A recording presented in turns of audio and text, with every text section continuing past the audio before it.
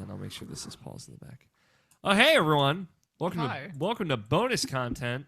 What's bonus content? Bonus content, the show, the podcast, the religious experience. I'm Alex. Justin's here in my house. Justin Graffius. I decided to visit you. Only just to watch Fast and Furious movies, though. That actually wasn't the plan until this week, too. Nope. It wasn't. Scott and Option are here. Tony's not here. 3 weeks in a row. If he hits like a month and a half, we have to fire him, right? That's the new agreement. Silence. Silence. There we go. Yeah. I broke it already. It's true. Immediately before we started recording or started the show, I was like, no more awkward pauses. Good job, Option. He's muted. He's committed to the bit. Somebody probably walked into his room. How you doing, Scott? Pretty good. Is school over? Is the semester over yet? 2 more weeks. 2 more weeks. That's a late end. Damn. Well, it's almost over then. Yeah. And then I want to say week right after is right back in it. Oh, you're doing summer classes as well? Yep. Getting it done? Do you have estimated time of completion? Ladies. I want to say fall 2018. Okay. All right. Okay. So yeah, 2 years. Halfway through year 1. That's good. You're halfway there. Whoa! I'd say he's a quarter of the way there. Still living on a prayer. Kind of, sort of, because like my semesters are cut up and they're really small at this point because I don't have 2 years worth of classes that I have to do. It's just that the next semester I can only take, I want to say, less than 8 credits. Is it because like only some classes are offered during certain semesters? Right. There's essentially one singular gateway class that we need to take at this point. Mm-hmm. With everything that's below that class is already done.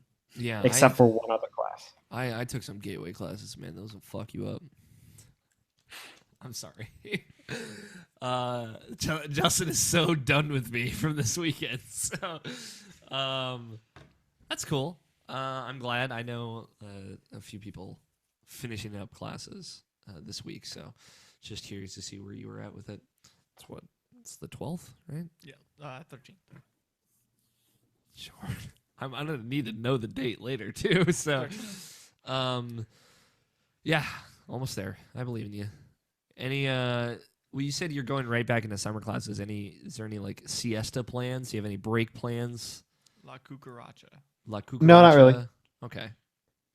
You're not gonna like go fishing. I don't know. I don't actually know what it. You're gonna go fishing. Yeah, that's the way I spend my vacation time. And that's what people do in Maryland, right? Yeah. They just go fishing. That's what I do. Oh, they brought the Hangout toolbox back. Sorry, I'm having a little moment of self-discovery right here. Can you flip it again? All right. I'm back. Lower third. Mirror your video. There we go. Nope. That's what I wanted. I don't want a lower third. This is what it actually looks like, Justin. Whoa. I know. Twist. I'm amazed. Justin, how's your week been? Outside of you being here. Work's been work. Yeah. Busy. Yeah. A lot of crazy shit going on there as you just as I've stab heard yourself. Yeah, as I look over everything. Yeah, literally the same as last time. Nothing's changed. Okay. Now that I have like a full-time job and stuff, it's the best to do is, hey, I might go to a convention in a weekend. That's about it. You have a night job as well, right? Yeah, but it's only like 2 days. Okay. It's nothing crazy. You mentioned it. I didn't know that you had a second job until you mentioned that this week. Yeah. I was curious. It's a spooky job, apparently. It is a spooky job. It's an office, like just any normal work office. At night. Cubicles, and I work at night. So sometimes we turn off the lights because everybody's gone. Oh, but then we have to go through there, and yeah, there's some spooks. How's it feel to be the butt end of a SpongeBob joke? Square. His butt's square. Rectangular? Yeah. Can you talk for a second while I go grab a cord? I'm gonna adjust. You're asking somebody that doesn't talk to talk. Can you please talk, Justin? Yeah, No. what a dick, right? I know. He is. So how are you, Scott? Oh, heaven forbid. Pretty. We went over this. We did, Kinda. But I'm Pretty talking good. about it again because it's just I need to know. Screw Alex. It's a talking medium where we talk. What is a talking medium? You see, at this point, Alex is just fucking us up because he went over. It's someone who talks to spirits. Well, I figured the mic might still be able to hear me if I'm shouting at Justin in the same room. They couldn't understand you, but they knew that you were yelling. But they knew I was furious and fast. Were you too fast? No, I was not too fast, nor was I too furious. What about drifting? No. I did actually drift a little bit coming back to I drifted the camera a little, and now you can see kind of like a pale ghost light coming from the left side of the screen for the light. That's our ghost friend. That is. It's the werewolf producer. It's a talking medium, which is a medium who speaks to the dead, which is what I think all of them do. Justin, we had some fun this weekend. We did. You came over. Justin Graffius is in my house. We had a good time. We got very drunk last night. We got very drunk last night. For no good reason. Nope. Except for to get sober to watch Too Fast, Too Furious. So we have some bad news. Yeah? It looks like this is going to be persistent. Why does it keep dropping you and bringing you back in? Oh, no, it's dropping me. I'm bringing myself back in. Do you... What message does it give you when it drops you? The all snap message. I've never seen the all snap message, but I've heard about it at length from you, Scott. But do you reload it when it does that? You have to close the main page because it doesn't have you can't refresh it, and you have to refresh the actual Hangouts page, which the Hangouts page has dropped you too. You're not just getting dropped from the call.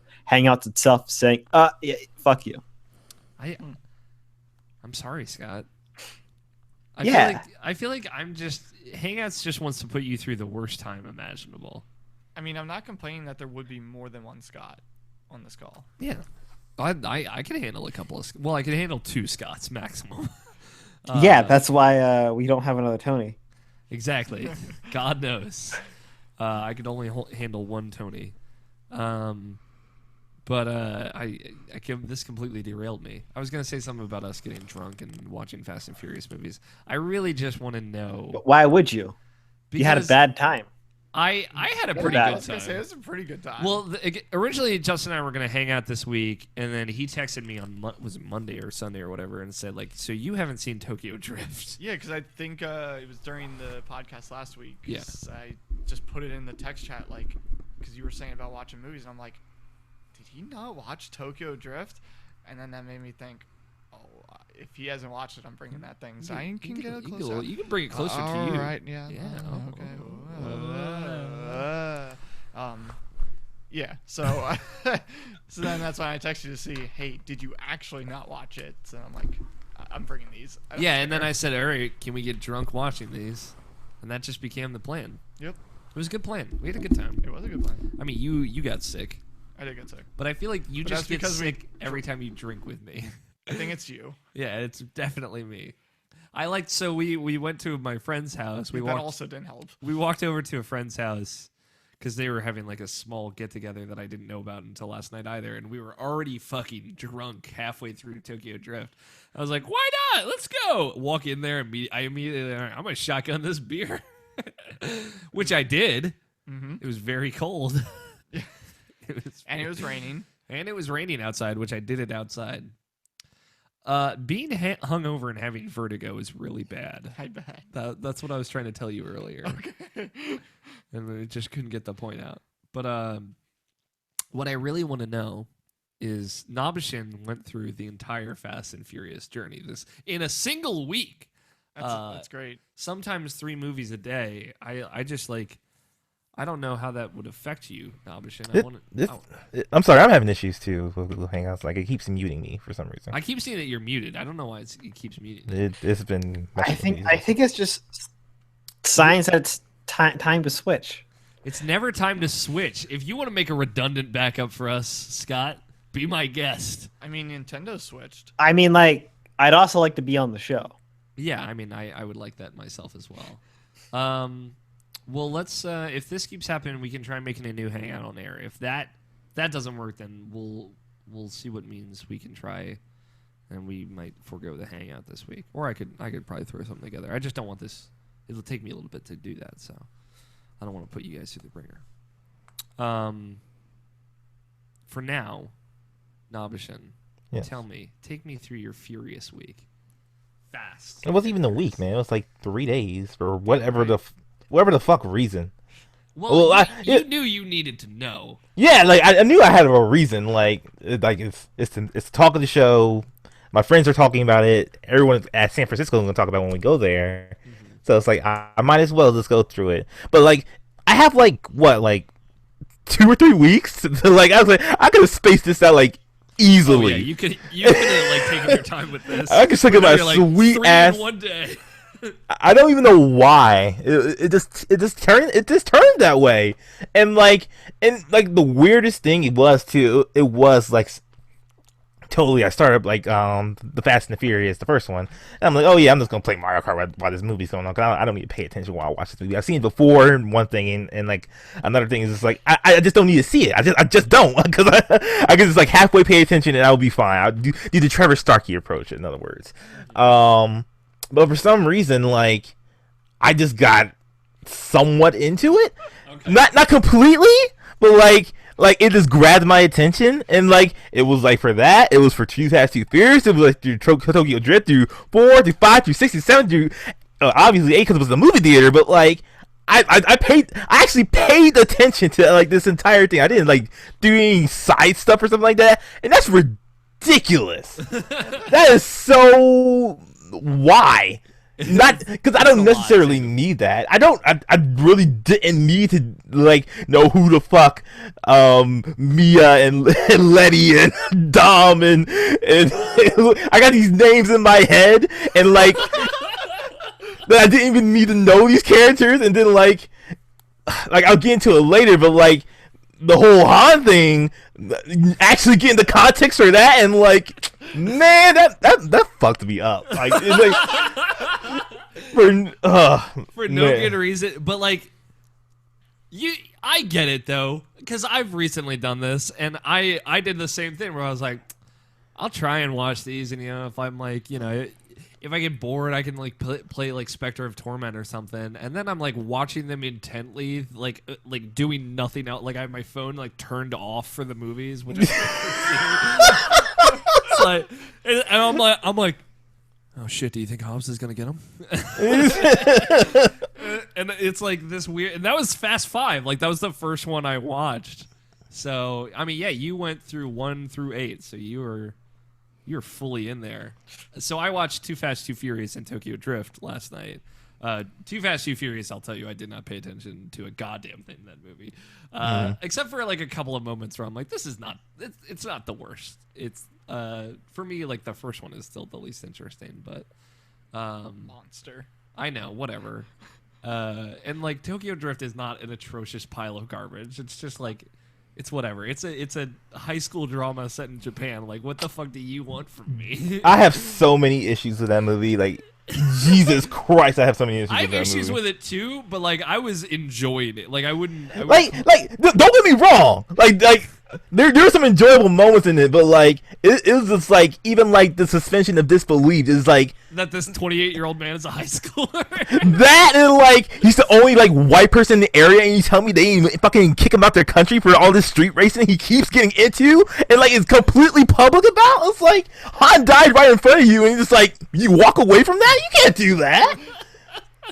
It's totally, and like he doesn't speak any Japanese. Except for like weirdly at the end he says like a full sentence and like what? Like maybe a month from being there? Jeez, oh man, that movie. But like anytime they're driving in that movie is like awesome. Yeah, the driving in that movie is really good, which is why like I ended up really liking it. I was actually really into the racing, which like the racing in Too Fast, Too Furious, for example, is like terrible because it's like this weird CG happening in the background. Everybody has fucking close-ups to their eyes and is like just looking back and forth. So many eye close-ups. You're like, what is happening? And like, That's because they're too furious. yeah, it was very much Too Furious. I don't know, like Too Fast. For the movies that are about racing, it was just very obvious that like Too Fast, Too Furious is not good at what it's trying to do. Nope. But like, yeah, Tokyo Drift was like a good racing movie, and there's also like there's way more to it than I thought. Because if you watch the trailer, it's a terrible trailer for that movie. We watched it just before we watched the movie, just because I was like, Justin, no, you need to see. I watched this trailer, and I'm like, I never want to watch this movie. In a world Where a man goes west, and it's that's worth a watch. Also, Navashin. But did you watch like the little shorts as well? I did actually. We skipped the one before Too Fast, Too Furious. I'll tell you that much. Yeah, I'm sure it's not worth it. There's like another one before 4, I think, right? Yeah, there is. Okay. So which one's your favorite? Gritty here. It'll probably have to be Fast 5, honestly. Okay. Cause it's weird. Like the movies in general are like I wouldn't say like they're like great or anything, but like they're engaging enough for me to like I said, like I know these characters' names and stuff like that, and like you know, like in when it's like certain characters, like, you know, like Ludacris, like I never really got his name because like I know him Ludacris, I just call him Ludacris, so like Edge, but like it's a very forgettable name. Yeah, or even Gal Gadot, like I don't know her actual name in there, but it's like, oh, Gal Gadot and Han, I'm like, no, stuff like that. So I just called her Wonder Woman through.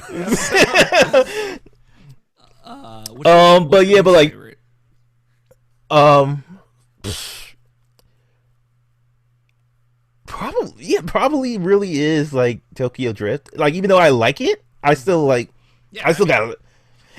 Cause I'm like, it really just like, it gets to me being someone who actually was a gaijin in there for a while, and and we just recently played Persona 5, so it's like you can't just walk into a high school. You're supposed to go to the teacher's office. You're supposed to like introduce yourself to the teacher, who introduces you to the class, and then like, you know, like there's this whole process. Like it's just like they didn't give a fuck and just put him in the country. It's like, just go wild. I just want to see drifting. I mean, not that I'm not. I mean, because it's very ignorant, but like very like cool at the same time. It's like it's a good mesh of that. Yeah, I feel. I was gonna say to that though, not saying you're wrong. I actually am not. But like, that whole movie isn't about that culture. It's more about the Yakuza side of it a little bit, and the drifting. And having just played Yakuza 0, that's fucked up too. But whatever. That Yakuza 0 is also like a little skewed from what I understand. Yeah, or Yakuza games. Yeah, but I like. To me, Tokyo Drift is kind of like a kung fu movie set in America in reverse, right? Like, like it's an American trying to make a Japanese movie. It's like a very American thing happening in Japan versus a very like Japanese or Chinese thing happening in America. Mm-hmm. And it's like about a white dude just doing it. Yep, always. But like, always the thing. Again, I went to that movie not really knowing anything about it, so like the whole opening thing where he's a high school kid for fucking whatever reason, and he's like in high school, and then they drive through like this construction zone. I'm like, what the fuck is this movie? And then it's like, yeah, well, I guess your dad is in the Navy and lives in Japan, so we're just gonna send you there. And his dad was just weirdly okay with everything. Is like, I don't know, like the fucking. And then he also just like moved out of his dad's house like without telling him at some point. And I know he came back to him. Came back to take his car. It's great. Tokyo Drift is great in a very like dumb way. I wasn't in the mood to take it very seriously, so I was having a good time. I mean, like I can't take any of these movies seriously, but like it's so hard to explain, like, cause like I'm very enthusiastic about these movies. Like why Fast 5 is probably my favorite. Is like, you know, like with the introduction with Dwayne The Rock Johnson there, and like his chemistry was really great. Locations are great too. Yeah. Oh yeah, and the whole vault scene was just like brilliant. That part was just like totally just like there's a couple of scenes, like I can say like probably like 3 or 4 scenes in like the whole Fast and Furious series that like I was actually like, I actually said wow like audibly like God, I think it was the train scene from In 5? five. Yeah. So that's because like the whole part where like at the end, like when they get in the car and then like, just go off the edge, I was just like, wow. I just actually just said audibly, wow. It was that. Yeah, that's right. And Fast 6, obviously when Dom caught Letty from in the air, that shit was crazy. That shit is amazing. That was like, legit crazy. Super Yeah. How How did you know there'd be a windshield to break a fall? I didn't.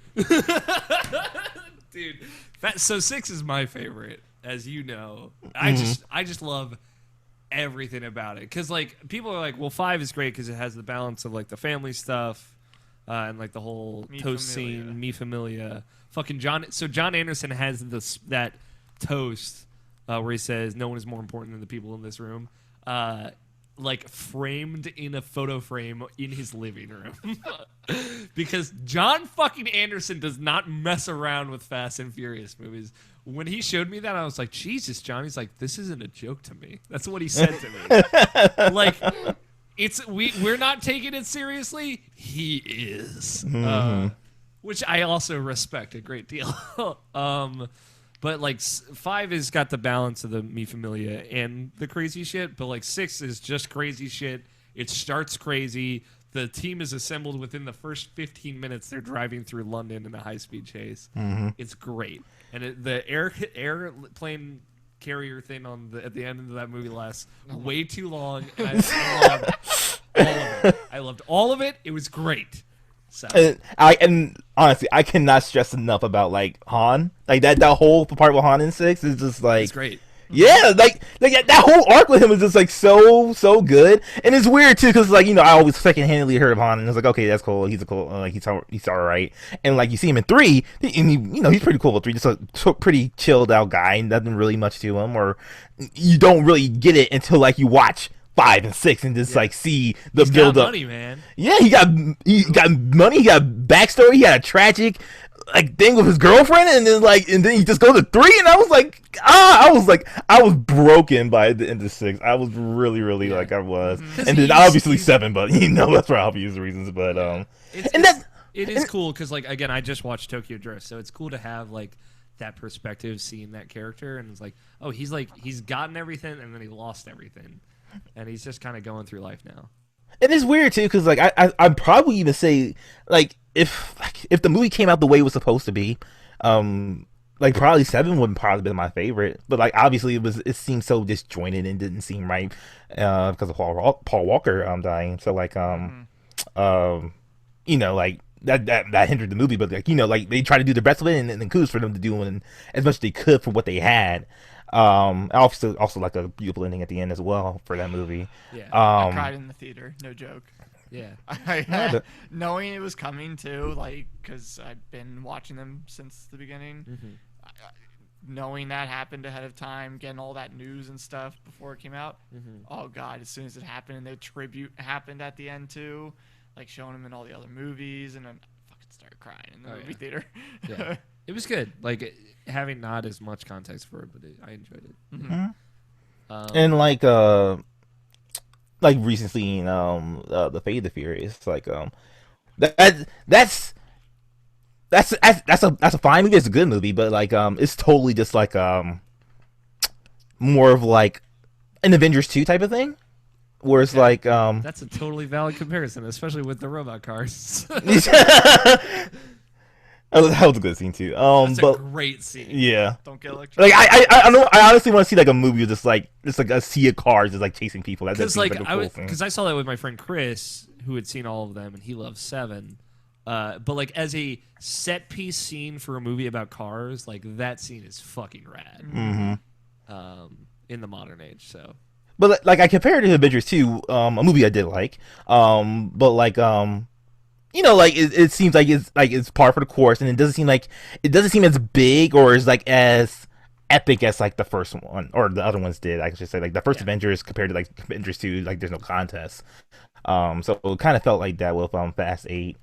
I still enjoyed it though. Like in me personally, I love like God, I can't remember his name right now. Jason Statham. Thank you, Jason Statham. I love Jason Statham to the fucking death. He's like he's legit one of my So favorite. does Justin fucking adores I've Like- literally seen way too many movies of him in it. So when Dude, I knew he like- was gonna be in Fast 6, I was like, "Fuck yes, this is gonna be amazing." And he was. like ever since Cranked, like he's been like probably like my favorite action movie star like ever. Like I Same love here. Jason Statham. He is the Sylvester Stallone, Arnold Schwarzenegger of the modern age, I think. he is in like the modern way too. I think like he's just such a British badass. It's great. I love Jason Statham as well. I've not seen him in enough things, but Yeah, but and just one thing, like yeah. the very last thing about Fast, like the Fate of Furious, like he shouldn't have been there at the end. No, he shouldn't. And he should not have been there at the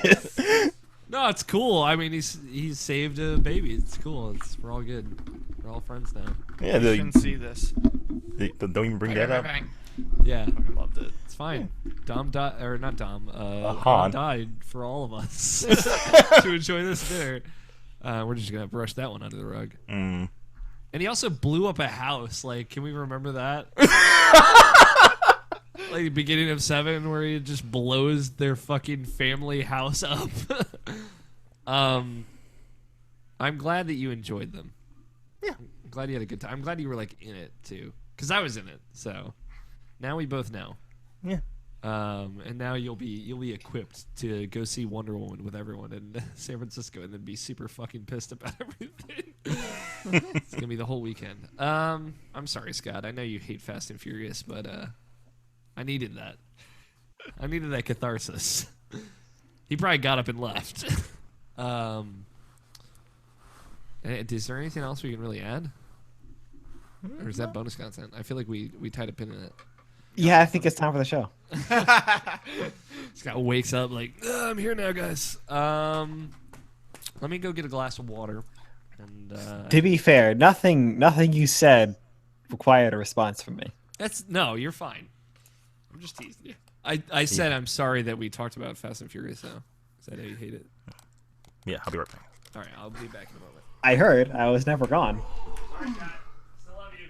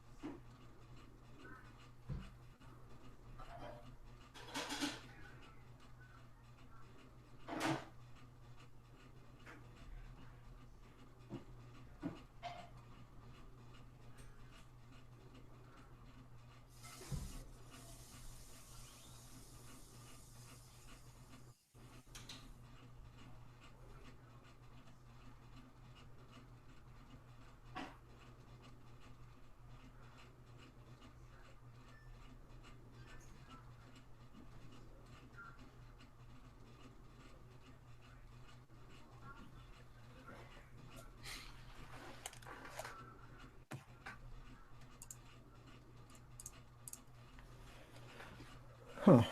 They are not back yet. What the hell are they doing?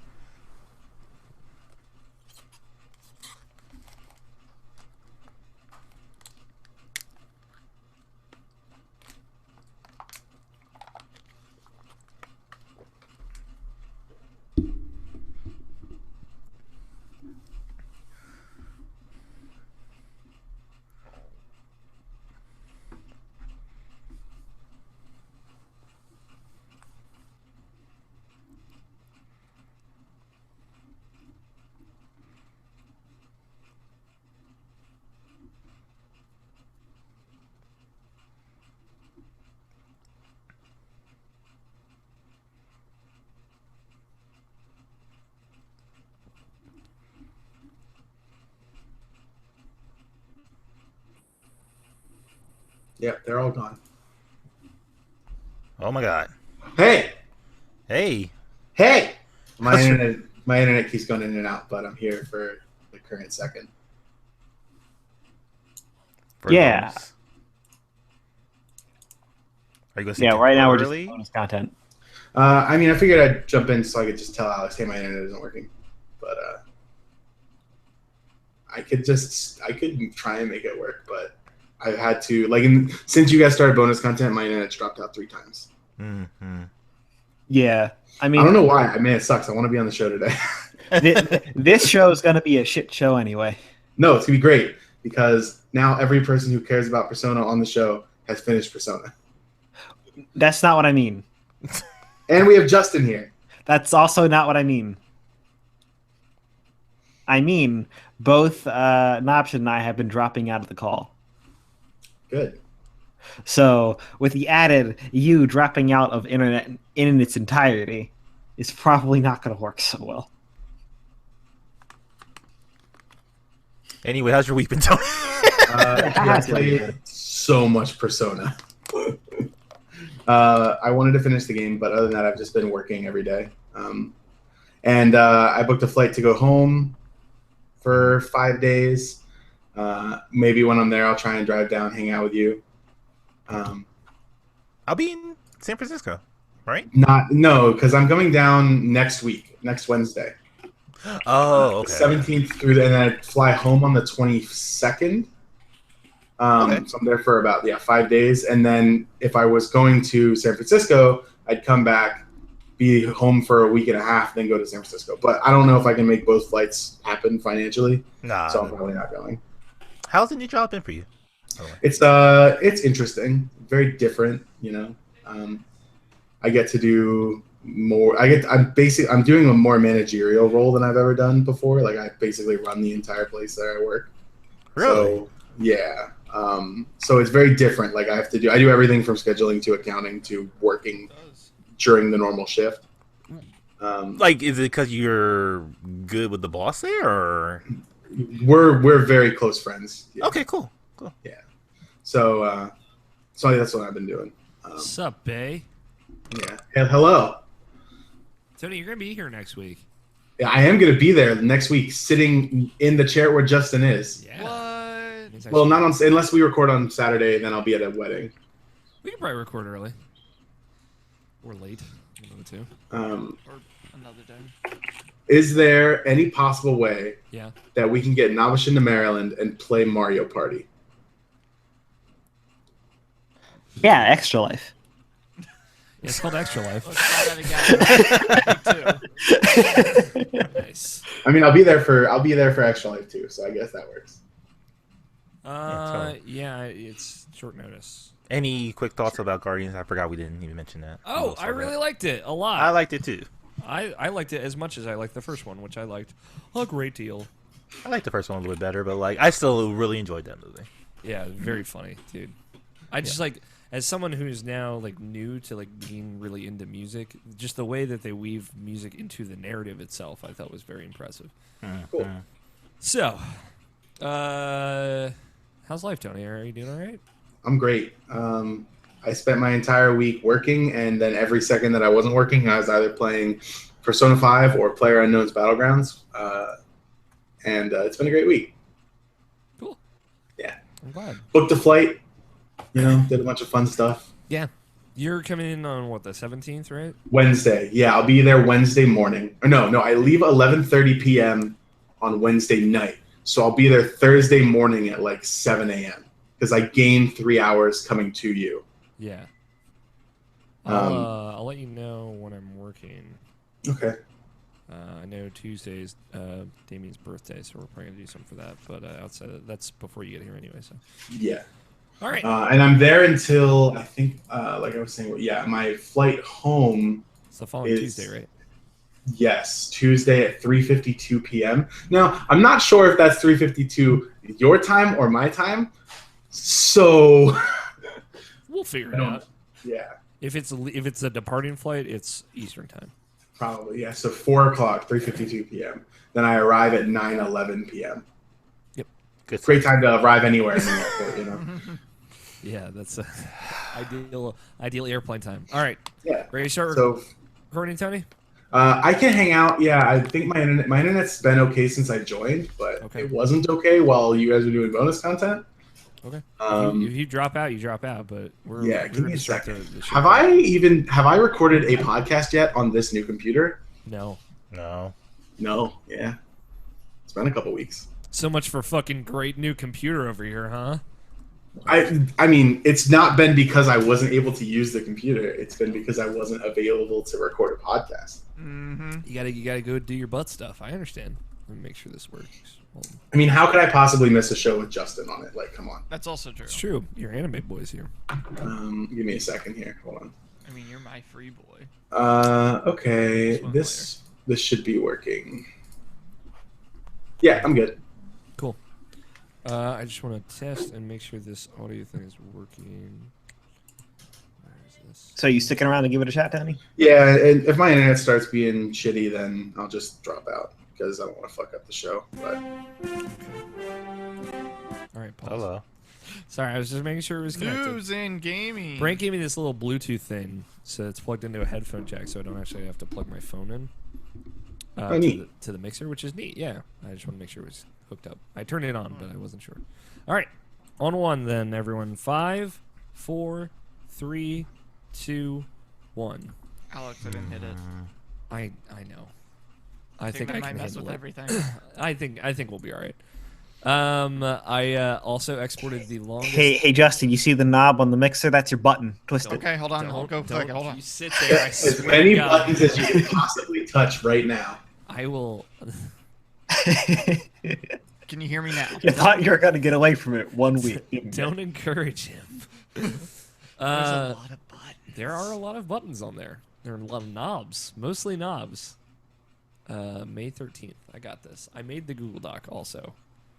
And I have the results to the bet. Oh, here we go. I know you were very worried. Oh shit! Don't I even forgot remember I it. I wasn't even there. How many bananas can Brand? Oh, okay. I got some good texts about this. Did he film it? Oh, he didn't film it. He just did it, and then he sent me some good pictures though. Okay. I do forget what I said because I did post something in the chat I think last week. I just don't remember what I said. It was either 2 or 3. I think you said 3. I think it might have been 3. I'm trying to think. What news happened? I mean, we can figure that out during the break, but I gotta like start listening to podcasts again and get off my ass. All right, we'll cross that bridge when we get to it. Dun, dun. All right. Tweet. Let me compose the tweet. Tony Horvath's favorite part of the podcast. Dude, it's the best part. Hey, so how's 8 o'clock? It's late. It is. It's the sun is still out though. Yeah, It's weird. Nice. it's still the middle of the day for me. So Look at that sake bottle. Oh, let's bring back some.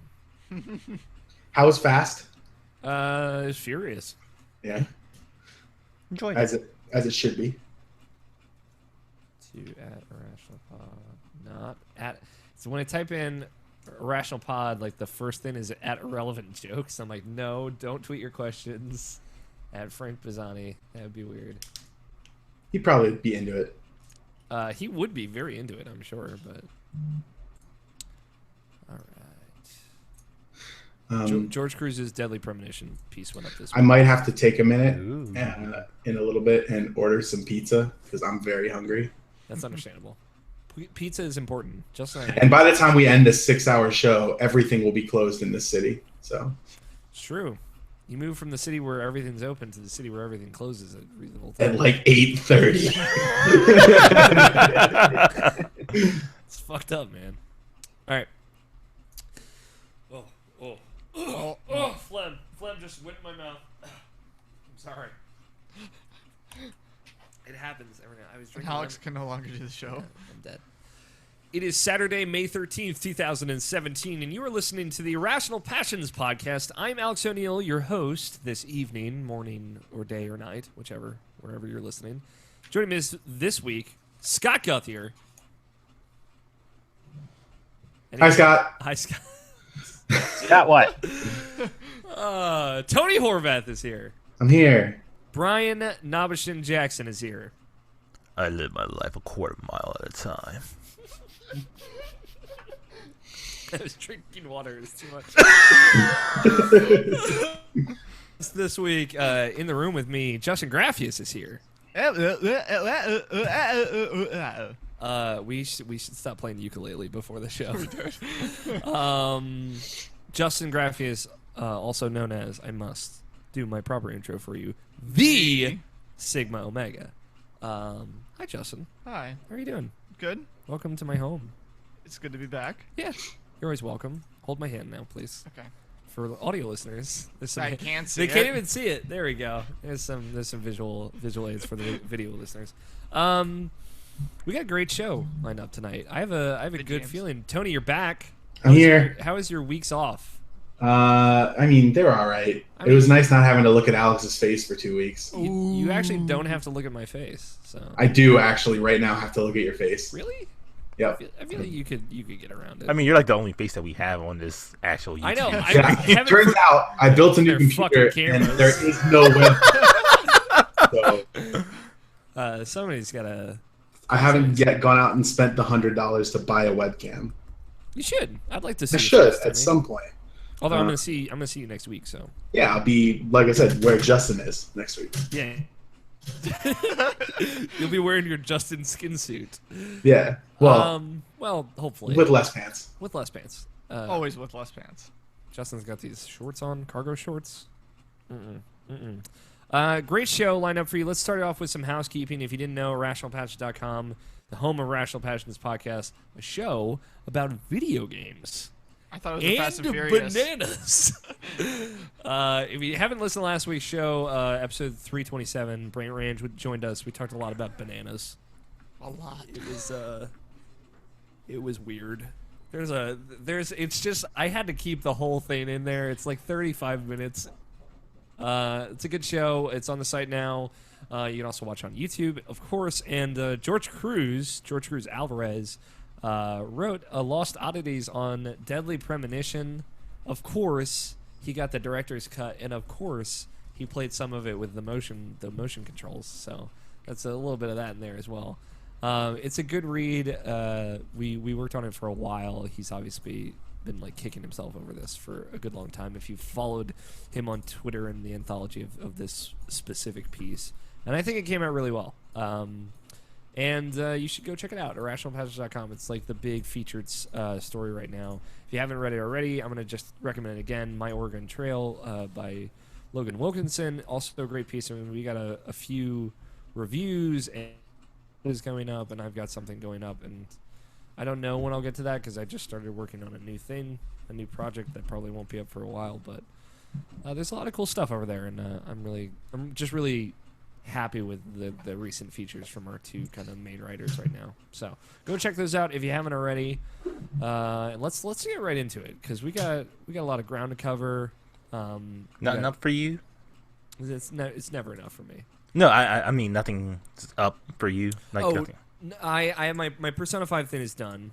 But I haven't edited it yet. I want to like really take my time editing it. I thought I would have time this weekend, but I didn't end up having any time. Last weekend, I should say. Because it took me like 5 hours to write Sunday chats, and my mom was in town, so we went out to dinner.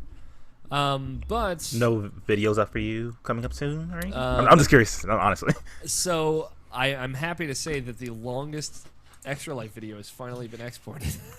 I started exporting that video Thursday morning, and it finished exporting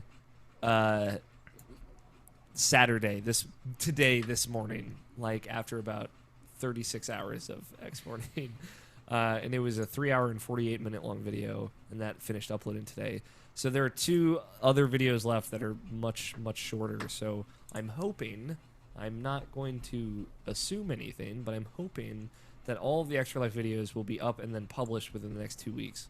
And that means I can work on this Alex Talks video. My goal is to get that out before the first week of June, but I don't know. It's probably going to take some time because I have to make some new assets for it. And then I just started working on a new thing. I talked about it on Twitter this past week, but I thought of a new idea for a project that I've never been. I don't think I've ever been as excited to do something as I have with this. I don't want to open a bar. I'm gonna open a bar. Exactly. That sounds exciting. I'm gonna start Fight Club. West Wing rewatch podcast. No, it's cool. It has to do with very specifically the things that I like and am the most passionate about. There is your hint about it. Irrationally. Irrationally so. Some might say irrationally passionate about it. Some might. I don't know who you'd be. But, so I'm excited about that. So I just started writing for that. And that's probably, I'm guessing if that goes out, the earliest it would start going out is August. But we'll see. I have videos planned to go out once a month between now and then. So I'm working on stuff. I'm still in a little bit of a rut, but I got stuff coming. You're getting past it. Yeah, I'm getting like I got really creatively jazzed for the first time in a while this week, and multitude of factors because of that. And I bounced some ideas off of a friend, and I'll probably let you guys in on it at some point soon as well. So I'm just trying to keep it pretty down low. Let's how about we talk about video games? Tony, you haven't been on in a couple of weeks. Nope. What you been playing, man? So I've played for the entire 3 weeks. I have played 4 video games. Cool. That's a lot of video games. It's a lot of video games. The first one, Puzzle and Dragons. That's a mobile game. I swear to God, if I have to hear about this fucking game one more time. Scott and I played a whole bunch of Puzzle and Dragons. Yeah. And it's good stuff. Who out of the two of you? Yeah. Who is the Puzzle and Dragons maestro, and who is Scott. the maestret? Scott is Okay. better than me at this game. Okay. Yeah. How's that feel, Tony? It's all right. It's fine. How's it feel to know that someone is better at a video game than you? I know. Oh, it's totally fine. If it's Scott, it's fine. Okay. Yeah. Got it. But not if it's So- you, because you're not. Yeah, because If it's never true. If it's Barrett Courtney at Mario Kart, it's goddamn bullshit. I mean, I beat him in our first race today, and then Griffin was playing. So Oh, Griffin was playing. yeah, for almost all of that, he was playing. Except then, before a match, I said hello. Then I was back.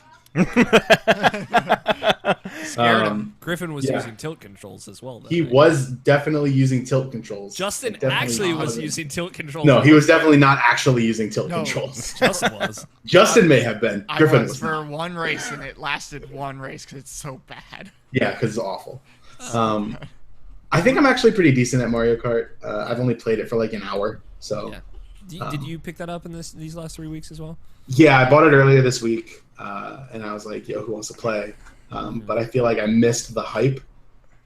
I feel like there's still a good amount of hype out there. It's still Yeah, there. but like I made like not look at Twitter enough to see the hype. You know, Yeah. like Yeah. I saw yours this morning, and I was like, I mean, I'm down. So We played some today. I bought it today. yesterday, Yesterday. I don't remember. Because we were like, Justin and I were getting lunch at Chipotle, which is near the As you Best do. Buy. Which, as you do, it was Yeah. very good. Natural. Good job.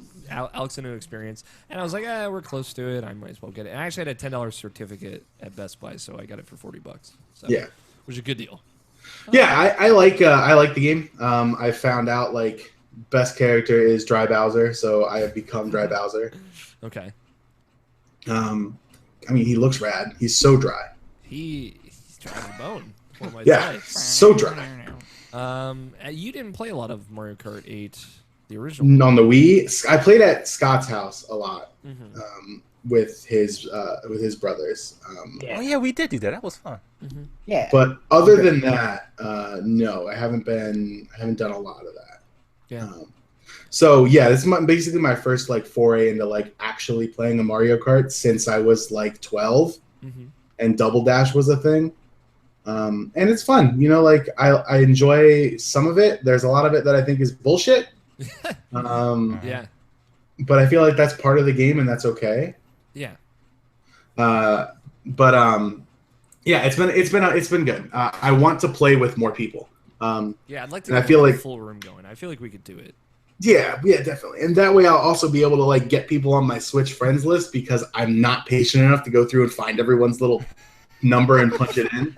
I wouldn't even have played with you guys today if Nabashin hadn't joined the room. Like as soon as I was like, "Hey, are any of my friends in that room?" Yeah, just Nabashin creeping in. just No one asked me. I was like, "Fuck it, I'm just doing it anyway."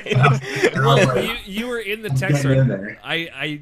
I should have, yeah, we should have brought you into the fold. To be fair, I just threw a tweet out. I was like, hey, I'm going to try this. And apparently the tournament thing is just a fucking shit show, so. It apparently, yeah. So it saved your room as like a favorite. So now I can just so go now in we there. could all hop into that room. Yeah, feasibly. I gotta make a room and call it something stupid. Yeah. That's my goal in that game right now. What's good is when I made the tournament room, you can make teams. I just made the red team the winning team and the blue team the losers. I thought that's what I thought that was just what it was. Like you can join the team that won the last game or the team that lost the last. No, I named the teams that. Oh, okay.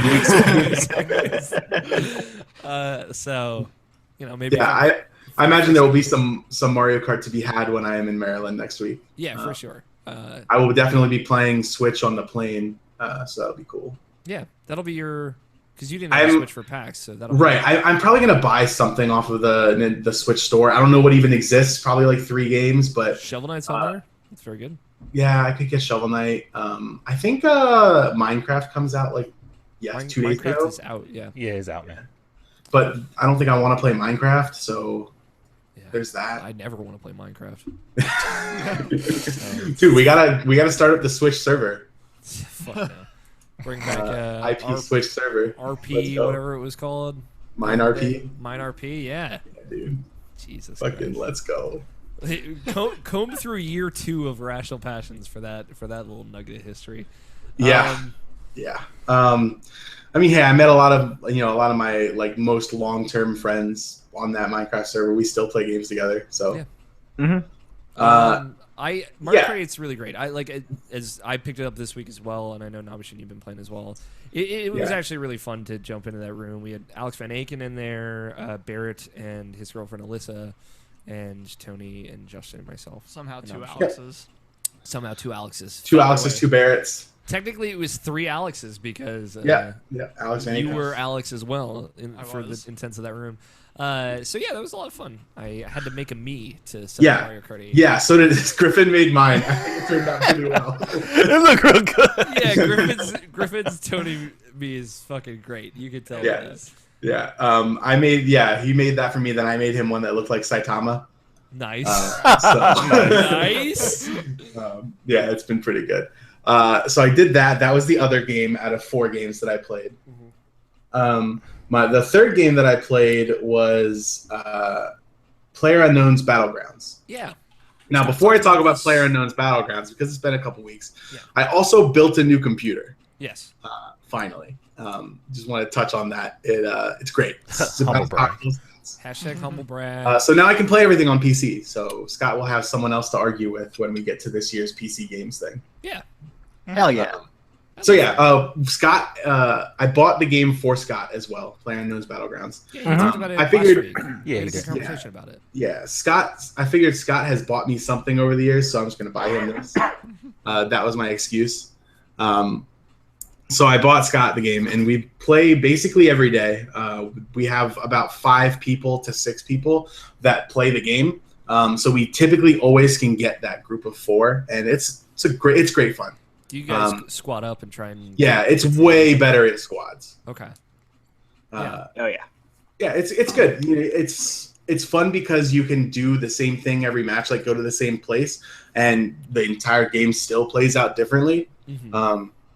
We've won a couple times. We get close. Like we were getting kind of close. There were maybe like 30 people left alive, and then everyone else on the team except for me died. And I died in second place. We killed everyone else. So that was neat. Like, cause then everyone's like watching you like, hey dude, look left at like 305 degrees on your compass. There's a guy crouched in a bush. And I'm like, shit, gotta shoot that guy. So yeah, it's neat. I think Tom Hawkins has been playing this as well. So he might be We'll have to fucking squat up. we can squat up with him. Yeah. How much is it by chance? Because It's $30, but you need a pretty beefy PC to play it. Yeah. That's not happening. I Yeah. don't have a Yeah, laptop. it's not very well optimized right now. I can't speak for like low end PCs how it works on like low graphics, Yeah. but my PC gets like 100 frames per second on ultra, So it's doing but all right. It's doing all right. Yeah. They announced that the game will be done in 5 months, and it is going to come to console in the next year. Oh, There you go. shit.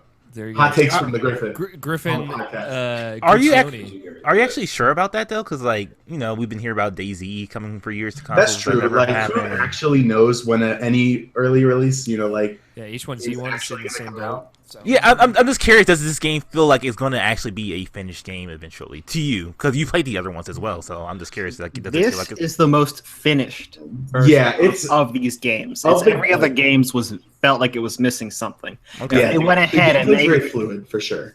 if they went ahead and they just said, "All right, this is the game, price is $30," and they just fix a lot of the crashing bugs, Mhm. it would sell and feel like a full game. That's Okay. good. That is good. So That was good. And it is And- in early access as well, though.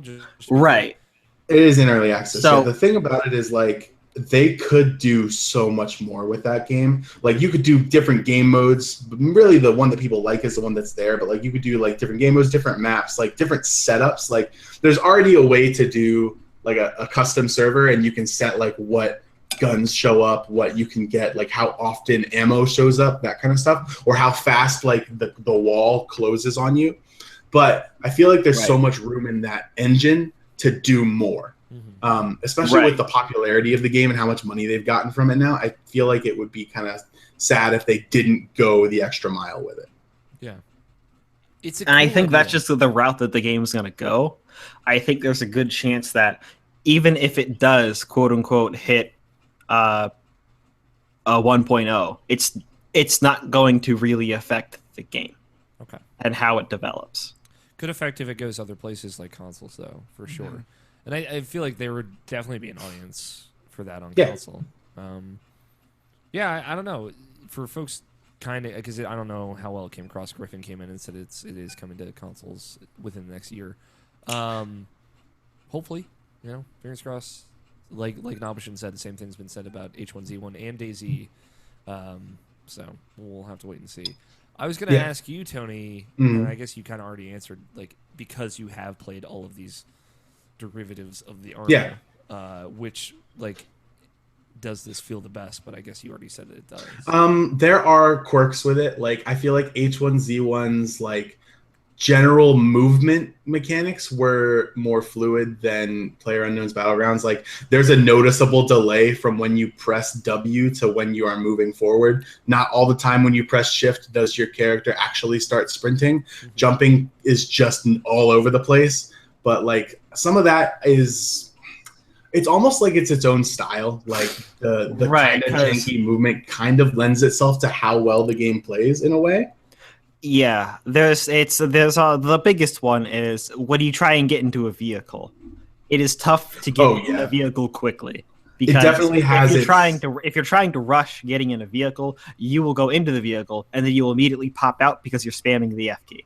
Yeah, there definitely, it has its early access quirks. Like if your vehicle is not perfectly still and you jump out, there's there's a chance that you're going to take half health damage because you jumped out of a moving vehicle, stuff like that.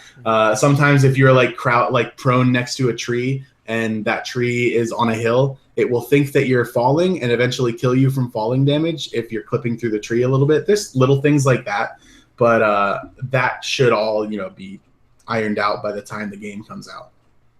Yeah. Okay. Cool. Yeah. Glad you're into it. So it's things like that are weighing the game down right now. All right. But if you guys are having fun with it. Like, Yeah, and another thing about the movement. Are you talking about the wind up to moving? Because there is- like there. I mean, I know that there's there's momentum, right? Like you have to take a couple steps before you're in a full sprint. But a lot of the time that is almost too slow compared to every other game. So it feels like you're kind of just floating forward for a minute before you actually start running. Mm-hmm. But that's just what I get from it. Yeah, I definitely prefer the kind of more arcadey stuff like the Titanfalls or the Call of Duties where it's just Like instant movement. You're moving and then Yeah, I feel like sprint. that would make it harder to, because you have to keep in mind that it's still like 100-player free-for-all thing. So like you're running through a giant environment and should have human-like movement so people can shoot you correctly from longer distances, because very close encounters like what you get when you run around a corner in like a Call of Duty or something are very rare in that game, except for at the very beginning when everyone just picks up a shotgun and tries to kill anyone who landed near them. Or at the very end. Or at the very end. Or at the very end if it lands near if the ending is by a set of cities. And like that's where you end.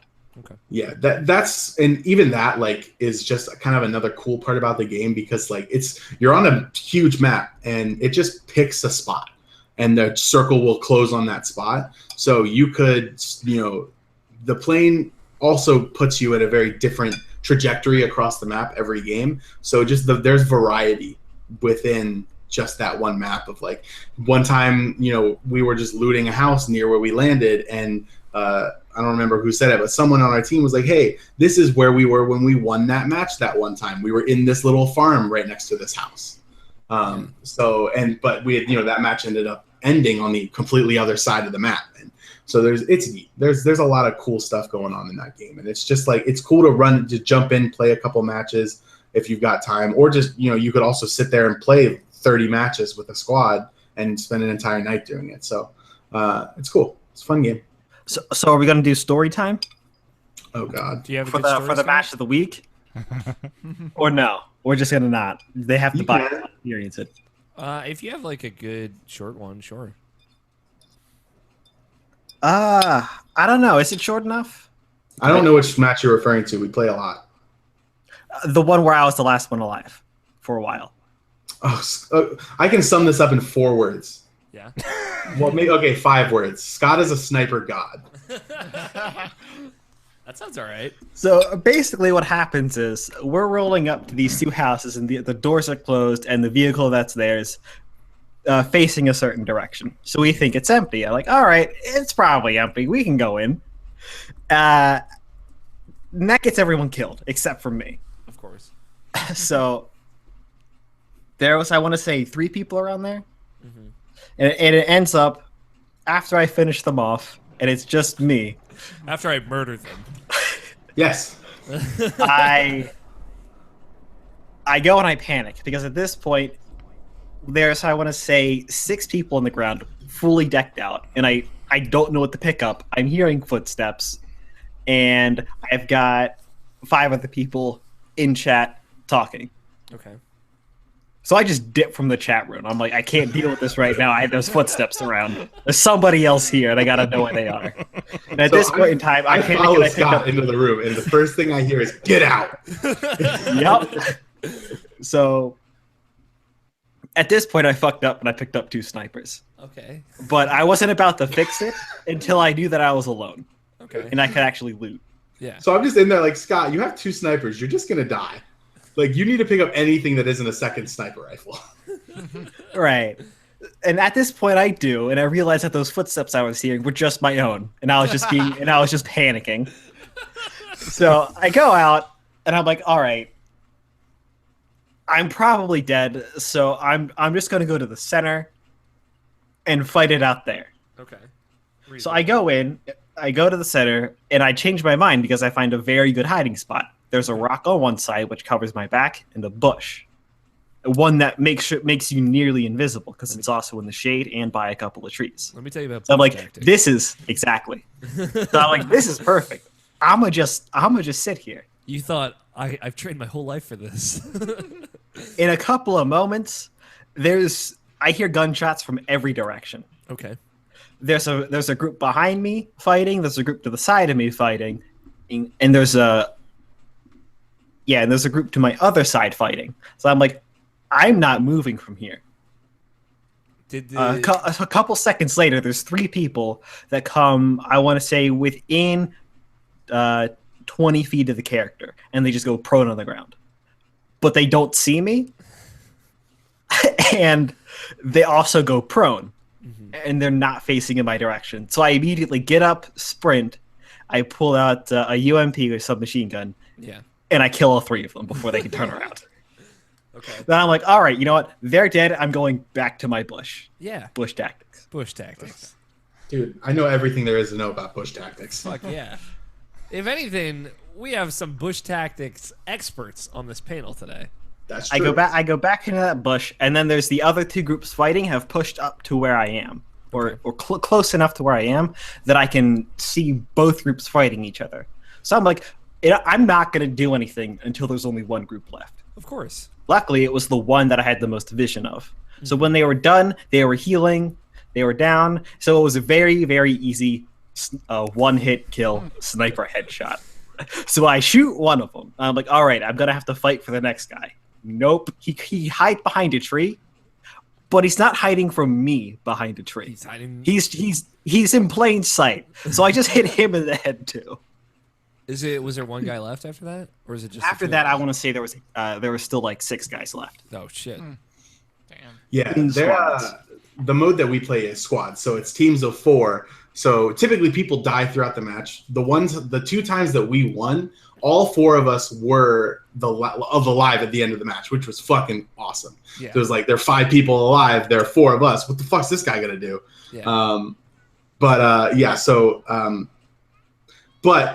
a lot of the time when you get to the end of these matches, there's 1 person alive from 6 teams. So even if you're within the last 7, you're coming in probably 7th place instead of like 3rd place because they're teams of 4. Yeah. So. Damn. But yeah, a lot of that is what has been on Griffin's stream every day throughout the week. So where can people watch that? Twitch.tv/Griffin Griffin Senpai. Notice me. If you hop in every once in a while, you'll watch us duke it out. Yeah. I always forget. Like I never watch Twitch streams. So I don't watch any kind of Twitch streams ever. Fuck Griffin anyway, right? I love Griffin. I don't. Wow. I mean, that's fucked up. I'm sure he can probably hear you. No, he actually left to go meet up with Danny and go to Level Up Expo. I don't know what that is. Some gaming convention in Vegas. Dumb anime shit, probably. You know what I'm saying? Yeah. So at that point, Gam, I might be able to win. I might be able to actually win. Because before I was just like, I'm going to sit here and I'm just going to ruin people's day. That's all I'm going to do. Yeah, because you didn't think that you could get through. I didn't. But I kind of get screwed at this point because there are so many people alive. But the smallest circle has me going over an open area with no cover. Oh. To the other side of the circle. Yeah. Complete other side. Did they get you? Yeah. But it does come down, shortening it up, it does come down to just me and one other guy. Okay. And while I was going out to shoot him, I moved too close to a tree, which instead of just having you view the tree, it lifts you out of your the zoom, your scope, completely, and you pull your gun up and you can't fire. Okay, that sucks. So like this ends up killing me. Yeah, fair right, enough. because you can't put your gun through the tree. Damn it. This ends up killing me. Okay, but it was a good match. Yeah, we ended up getting 2nd place. I'm proud of you. Cool. Yeah, it's neat. We have there's so many unique things that happen in that game that are neat to find out about it. Yeah, it seems like a game that just generates stories. Yeah, it's kind of like how you can play thousands of games on the same League of Legends map and then hate your life. You can do that as well in PlayerUnknown's Battlegrounds. Okay, so cool. What else have you been playing, Tony? The last game. So that was so there were 3 of 4. Last game, Persona 5. It's been the most time that I've spent on any game this week. But before I get into that, I also wanted to say I did get a PlayStation Pro this week. Nice. Traded in my PlayStation 4. Accidentally forgot to upload some of my saves. Definitely did upload the Persona save though, so that's all I cared about. That's what matters. But when I went to go and see hey, I bet Horizon looks pretty cool. Oh shit, my Horizon save's just gone. Damn. It's okay. I mean, I beat the game already, but I wasn't really gonna go back and platinum it or anything. So, but yeah, Horizon looks real fucking good on our 4K, UHD TV with a PlayStation Pro. Anime looks real good on the TV through the PlayStation Pro. That's all that matters. Yeah. Persona looks just like Persona did before. Yep. Yeah. So now, for the future, we've got the whole setup: the PlayStation Pro and the 4K TV. So. That'd be cool. I can finally join the elite with Nabashin. Yeah. With his room. It's funny when I went to a GameStop because I was trading in my PlayStation 4. and the guy at the GameStop really wanted me to pre-order a Scorpio, and I was like, I don't care about Xbox though. So, anyways, I would never pre-order a console before I even know what it looks like. I would bet money that the Scorpio is going to look great, and that's fine. It's just like a general rule. I don't know yet. Yeah, it's like also you have like a PC. So Yeah, you're okay. If you wanted to get something as powerful as Scorpio, I feel like you're already covered. Yes. So Persona 5 finished that game this week. You finished it. You finished it last night. Finished it last night. That's right. I kind of got through the whole end part of that game. The whole big 2 ending things that you do. Yeah. I finished, but all of those in this week. It was. It's been, man. That game is great. That game is really great. Really good. It's so probably one of, if not the best game I have ever played. Okay. It just takes Persona 4 and everything that's great about Persona 4 and modernizes it and makes it so good. Yeah. It's a very smart game. I've been playing it, like, I'm working on my second playthrough. I got through the 3rd palace. So I'm ready to send the calling card pretty much for that this week. And it's just like the modern stuff about it is like there are a lot of stuff that I just didn't give it enough credit going through the first time, and I'm just loving even more the second time through. It's just how smart it is, how aware it is, how relevant it is to a lot of political and like societal issues. It's quite good. It's very good. Story is told so well. And it goes, it's one of the best parts is now that I'm finished with the game, I will allow myself to view the Persona 5 subreddit. Oh, okay. And there's some good shit on there, guys. I bet there is. Like, if you ever wanted to see any of the characters from Persona 5 in a maid costume, you can see that. You know, I wasn't necessarily thinking about it. I think I'm all right. Well, like, if you've ever wanted to see every character in your party from Persona 5, but their face has been replaced with Igor's face, that's there for you. What about there's so much. I was gonna say the best one though is every single character wearing that freaking Gamer Kids hat. I haven't seen that. Oh, it's hilarious. Oh, I have this video that I recorded that I can show you guys now because you beat it. But there's like this. There's one of the social links or the confidants is this kid who plays in the arcade. So like one of the points on it is like he plays against this older pro gamer. Oh, you did show me this. And there's this. I remember seeing you put it on Snapchat or something. I put it on Snapchat. So. I saved it. I showed it to you because I know you might have already seen it. But this fucking guy is like he has his hand on his face and he's just like aiming with one hand. And he's like, oh yeah. Like stuff like this. This picture is it's so great and creepy at the same time. That's fucked up. That's a really terrifying image. That's Igor with the human nose, man. Scared.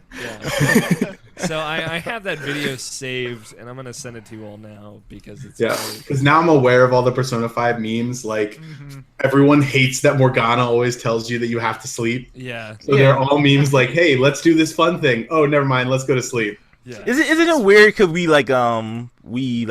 pretty much radio silence on everything Persona 5 that for the past year. But stuff you don't really think about, and then you hear the general masses about it. It's like, oh yeah, I guess the language is messed up. I didn't really notice it. The localization seemed fine when I played it, stuff like that. So it's just like things that you don't think about or stuff that doesn't really even affect you. It's like when you don't other influences get into your head and get into your way of thinking while you're playing a game, and just have your own opinions and your own takeaways from it. Yeah. It's just really good. It's really good. It's hard to do that in this day and age too. Yeah, and we've all been very, very cautious with we have 7 different threads with different groups of people in there. Now we can finally converge. Everything's out on the open. Like Travis has beaten it as well, the other member who's gonna be on our spoiler cast. So yeah, it's cool.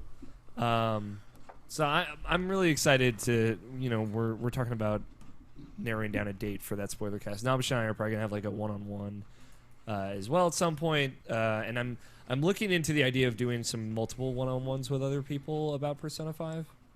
Because this is like, of all games, I've had so many people say like, listen, I don't know if you're doing a spoiler cast, but if you are, and it's like, listen, we have it set in stone, but I've wanted to do other spoiler casts in addition to like our Prime one as well. So, but yeah, it's just been really great to hear a lot of people really enjoying it. Obviously, like I feel like a lot of people have more issues with it than I think some of us do, but yeah, I really love that game. Hey man, I like my bubble.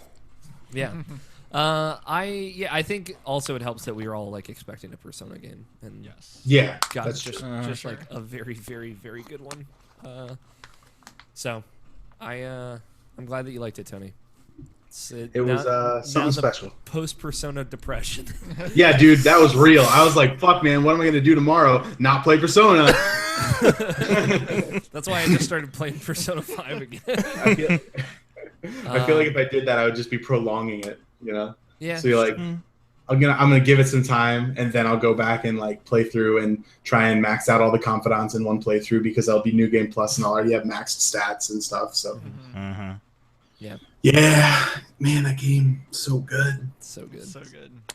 A quick question: like, which confidants did you not finish that doesn't give way too much for our listeners? I'm just curious. Okay, let me see. Let me just pull up what arcana each one corresponds to, and I'll tell you that. All right, like I'll say like a few from mine, like Yoshida. I didn't finish his. Oh, I did finish it? Because it was like so easy, and like I took my time to get to him, and I didn't do it, and like there's a point in that game where you can't do him anymore. So like it just like I just missed that window, I guess. God, it was just him. I didn't finish the Gamer Kid, and I didn't finish Yusuke, which I felt real bad, and of course Haru because she was so. Yeah, I'm the same way. I didn't finish either Yusuke or Haru. I had Yusuke at 9. I didn't have max proficiency until the end of the game, so I couldn't. I got max proficiency at like one of the last days. Yeah, okay, so for me, the ones that I didn't finish, the Fortune. How far into that one did you get? Like I became uninterested after about 3 and decided to focus on other ones. Okay. Much like all of them, I think like it dips and then there's like a hook to the story that yeah, that's fair. I had other social links I was way more interested in than her by that point in the game, and I just didn't want to waste my time. There is a really great moment. I was telling Justin about it where at some point she asked like, "Hey, like just out of curiosity, are you into older women?" And you can the first option is like something totally normal, and the second option is hell yeah I am. And I fucking love that so much. I think I took a picture of it because I was laughing so hard at it. Which other ones, Tony? So I didn't finish the Strength, which is Caroline and Justine. I figured I would save that for my next playthrough. I just didn't want to mess with Personas the whole time. Yeah. Yep.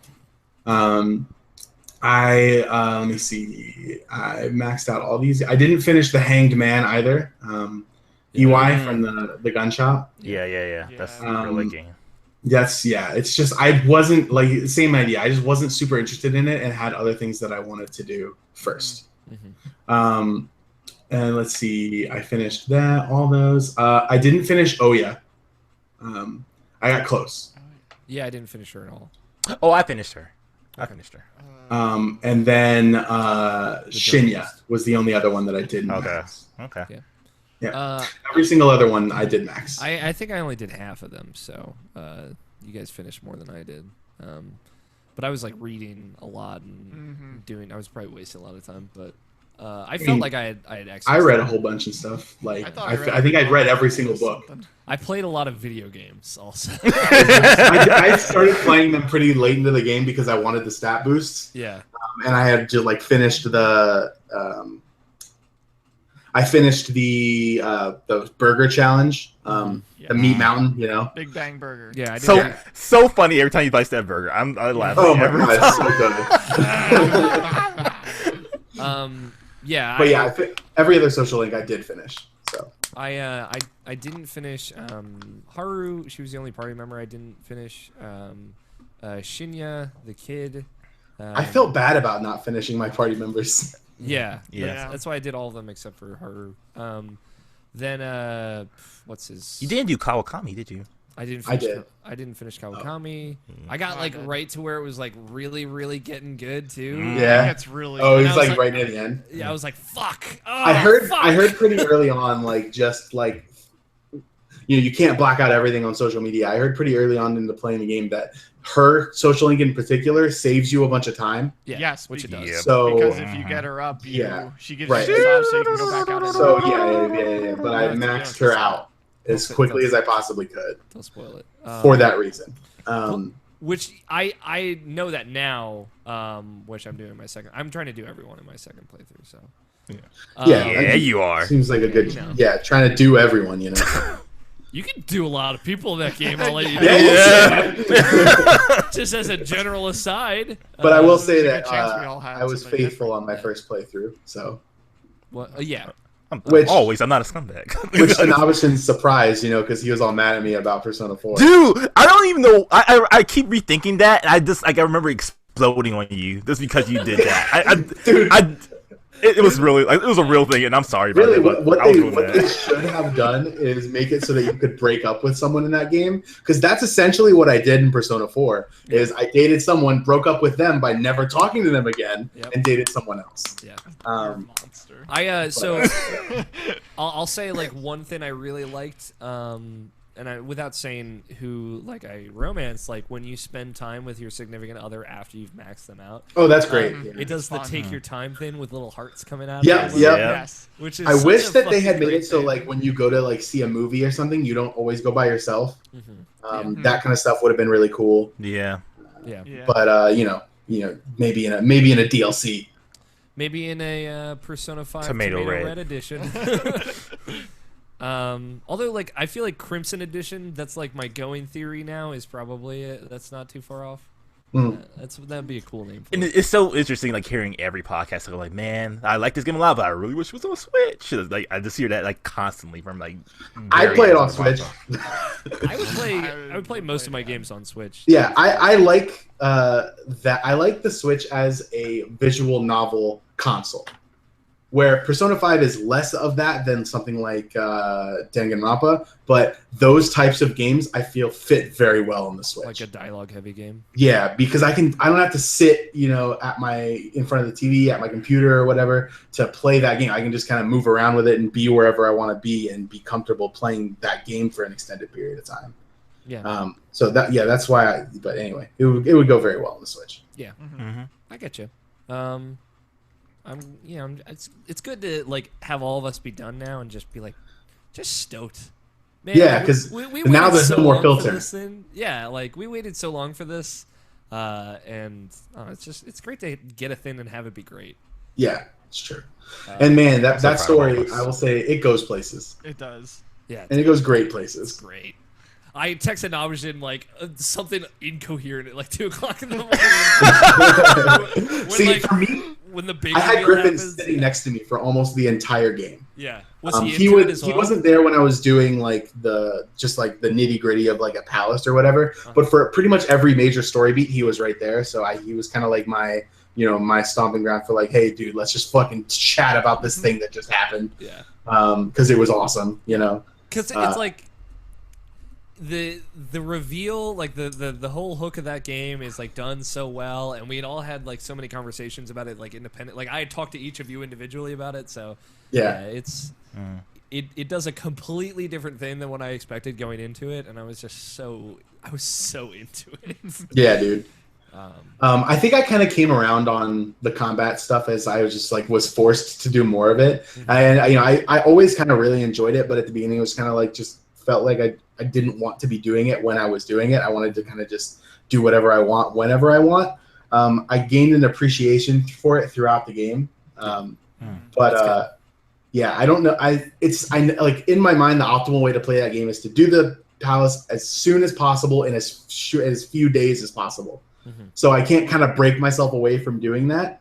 But I've kind of come to terms with it, and I enjoyed it a lot. Yeah. So I mean, the game also leaves you open to play it the way you want to play it, right? It doesn't really force Sure. you to play. yeah, like there was a point in one of the later palaces where like I could go into the palace, but I just instead spent the first half of the month doing what I wanted. Yeah, I did that. Then went into the palace when I had concluded that business, and that was great. So and the thing is, like, that helps you too, because you're like, oh, now I have a couple extra abilities that I can bring into the dungeoneering with me. So. Yeah, like for me, it was I got 3 personas to max, before I went in there. 3 social links all the way to max before I went in.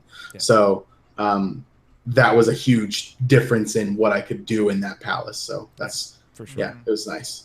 Yeah. Cool. I'm sure we'll be talking about Persona 5 extensively on our Persona 5 spoiler cast, which I'm sure you'll be able to hear sooner, hopefully rather than later. Yeah. And we're gonna have a good time with that. That's gonna be a good show. Yeah, and finally for me, yeah, I went out and bought an Amazon Echo for some reason. Okay. Because it was like super Jeopardy on it. It was super on sale. So I was like, yeah, I mean, this is kind of cool. No, it is literally just a speaker that we can activate with voice commands in our house now. Like when in PlayerUnknown's Battlegrounds, everyone's like, there's some like making your way downtown, walking fast. Everyone's always like, gotta make my way or whatever. I'm like walking fast. So randomly after one of these games, I just walked out and I was like, Alexa, and I can't say the rest of the command because then she'll play the song, but play that song. And so then it played really loud, and I made a Twitter video of it, Griffin dancing with our dog, and it's great. It's great. This fucking thing is weird. Robots are weird. Cool. Yeah. Have you played Jeopardy on it at all? No, haven't done that yet. Okay. I did add milk to my shopping list and haven't gone shopping yet though. It's fun while you're cooking to play Jeopardy on it. My aunt has one, so I used hers for a little bit. I played some games. Just had a couple of ones I want to quick fire out here. I played Persona 5. Obviously, talked about that already. That game's very good. If you haven't heard, Justin, it's a good game. I heard it's not that great. It's great. Mario Kart 8 Deluxe. I finally got that.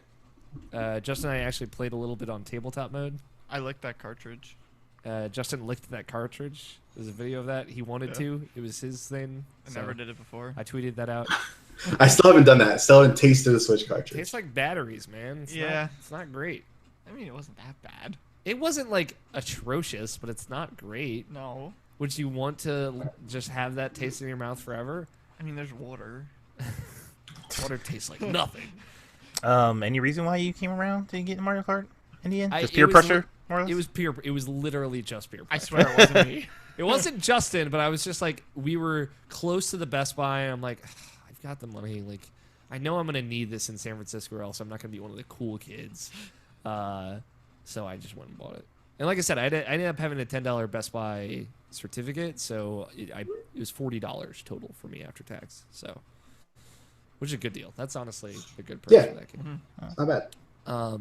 And like, I don't know, I'm just like, I'm a little bit where you are, Navashin, where I'm just like not necessarily wanting to play a lot of new video games right now. Mm-hmm. It's not necessarily that I don't want to play video games. I just want to continue playing Persona 5, honestly. Obviously.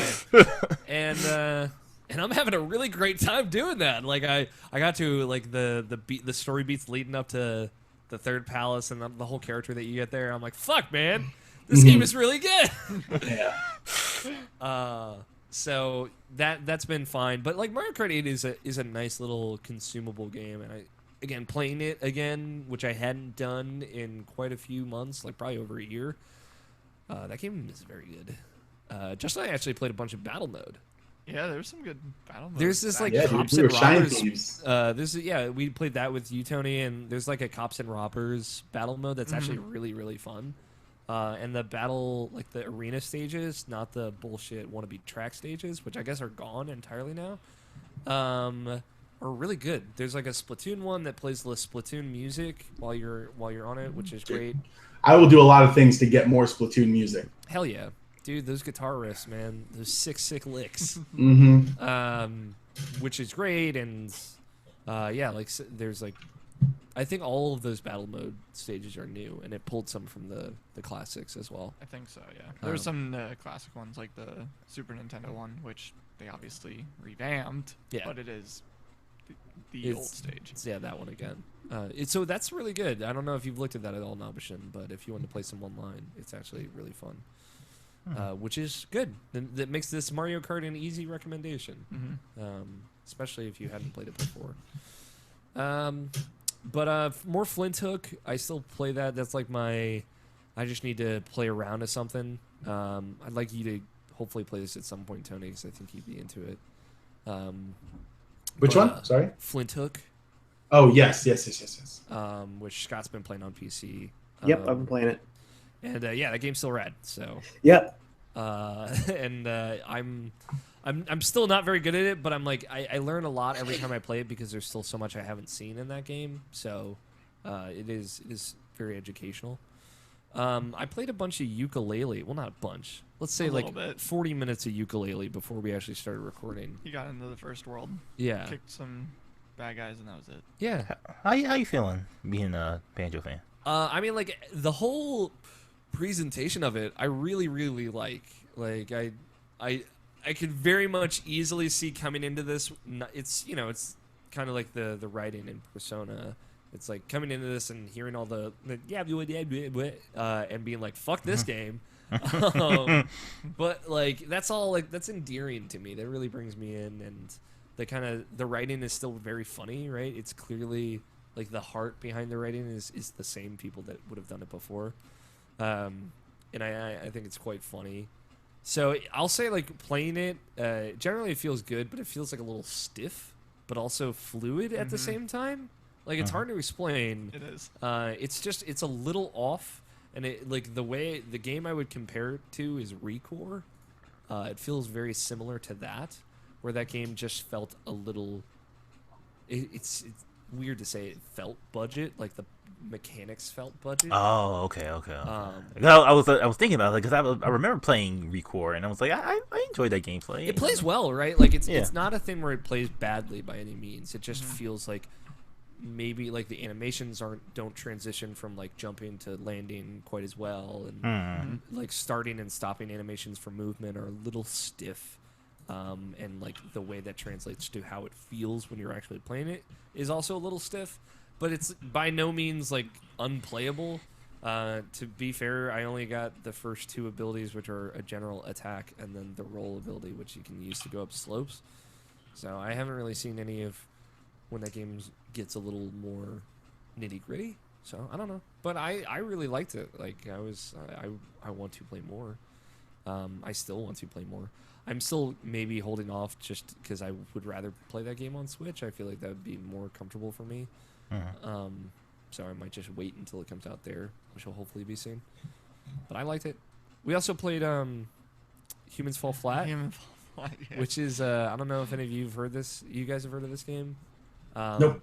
But it has the same aesthetic as Gang Beasts, and same the kind of like sloppy, tubby, flubby human movement and of even that hand game. movement too. Like you just grab something, you're trying to like, and you're like and flopping around too. Like everything feels ridiculous. And I would say the physics are the same as that.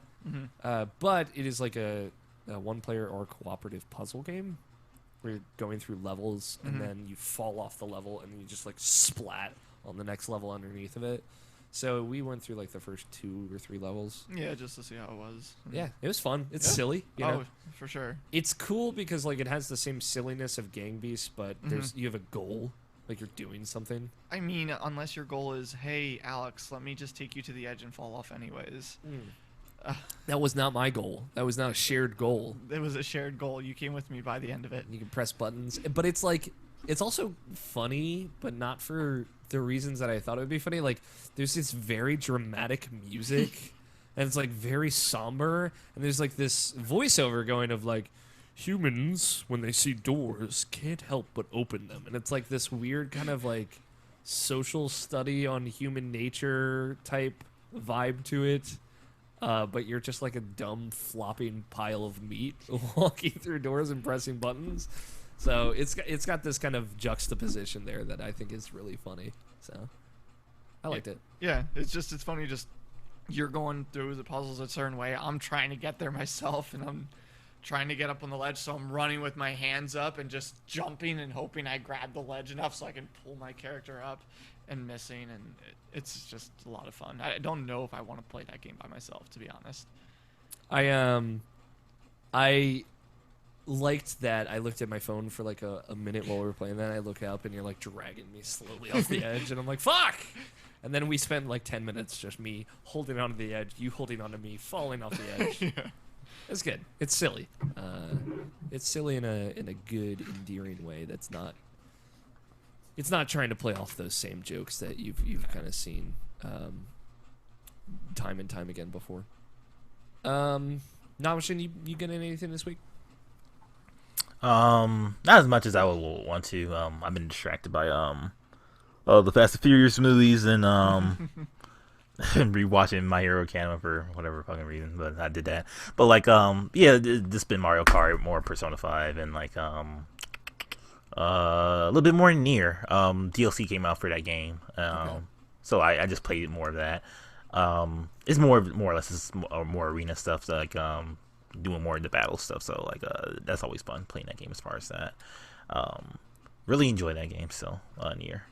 For just real quick, for audio listeners who might not hear bonus content, which you should listen to if you get the chance, what is the best Fast and Furious movie and what is the worst Fast and Furious movie in your humble opinion? My favorite is definitely Fast 5. Just really enjoyed that whole thing. Like it's that whole sitch. Yeah, it was just real good and like good characters and all around. Just like yeah, I felt that was the most like. As far as like all those movies together, that one was like the most solid I felt. The worst one I would say is Tokyo Drift. Saying that with a caveat that I still do like the movie, but like there's just like a lot of just like really just dumb shit about that movie that's like a little bit inexcusable and a little bit offensive, being someone who almost went through the same thing. But like I still enjoyed it. There's a lot of dumb parts of it, and yeah, like it's a Hulk car, which I was not prepared for.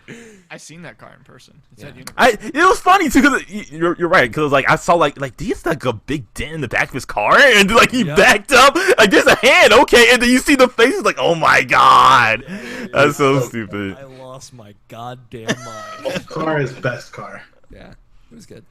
Somebody just, because I was like, hey, send us your drinking rules for Tokyo Drift, and someone said Hulk car, and I was like, what the fuck does that mean? I hope you followed my rule. It popped. What was your rule? And any mention of the word Tokyo. Yeah, we did. We followed it up through the first half, and then we went somewhere and drank more, and then came back and we're like, we should drink. Yeah, we anymore. drank enough for all of whatever they're about to say. I did shotgun a beer last night, Tony. You would have been proud of me. All right. I did it well too, just like Daddy taught me. Yeah, that's right. That's fine. Nabashin, there are other things to do, like watch a bunch of 8 Fast and Furious movies than play video games. Come on. Yeah, like They're really important. Not to really go back into talk about Persona 5 again, but like I can play like a normal person now instead of like playing like feverishly. Not because like because I was really into it when I was playing it at the time. So like that was like a literal I could not stop playing that game. But now it's like I know what's going on, so I could like, take my time with it. I can actually listen to a podcast while I do the battles, because like like I said, I was so into it. I didn't even like listen to anything else. Like there was nothing distracting me. I was just like playing that game. I was in that game. So now I'm just taking my time. Like I'm on like the 4th palace now. So again, so it's been fun replaying that game again. Everything maxed out with my stats. So yeah, dude, it's great to just like go through the compendium and be like, all right, what do we want to destroy this boss with now? And just pull one out of there and be like, all right, let me just one-shot everything here real quick. I'll be honest with you, for almost the entirety of Persona, I used Izanagi. Mm-hmm. I know. It's really good. Wait, She's real good. Persona 5 or Persona? Yeah, Persona 5. I use Izanagi. Yeah, so did Justin. Yeah. Well, it's because it was either that or the Shiki OG guy, the guy that can't get hit by bullets and slash. Mm-hmm.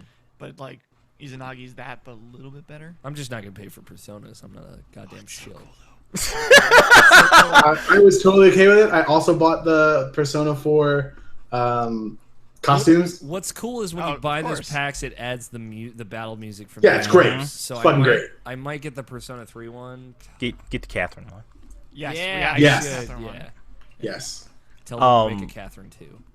I think it's also that they do have like the original Personas 1 and 2, but also other Shin Megami Tensei games. Yeah, and they had the battle F- music from those games. Yeah, I got the F1 because I actually played that game. I have it, and it's really cool. Put that on when I was in. Oh my god, I just blanked on the name. Tartarus. I'm gonna call it Tartarus. Okay. Yeah, just started going down there because at that point it didn't matter. It was just grinding, and man, that felt good. Yeah, I bet. Listen to that music. Anything else, Alvin? No, like I still really enjoy that game a lot. Cool. Justin, you got any games you've been playing? I mean, we said Persona 5 since I've been on since we first came out. I did beat it since then, so Yeah. just that. I'd hope so. Yeah. So besides that, really just 2 games that come to my mind right now. The first one I just want to talk about is Little Nightmares.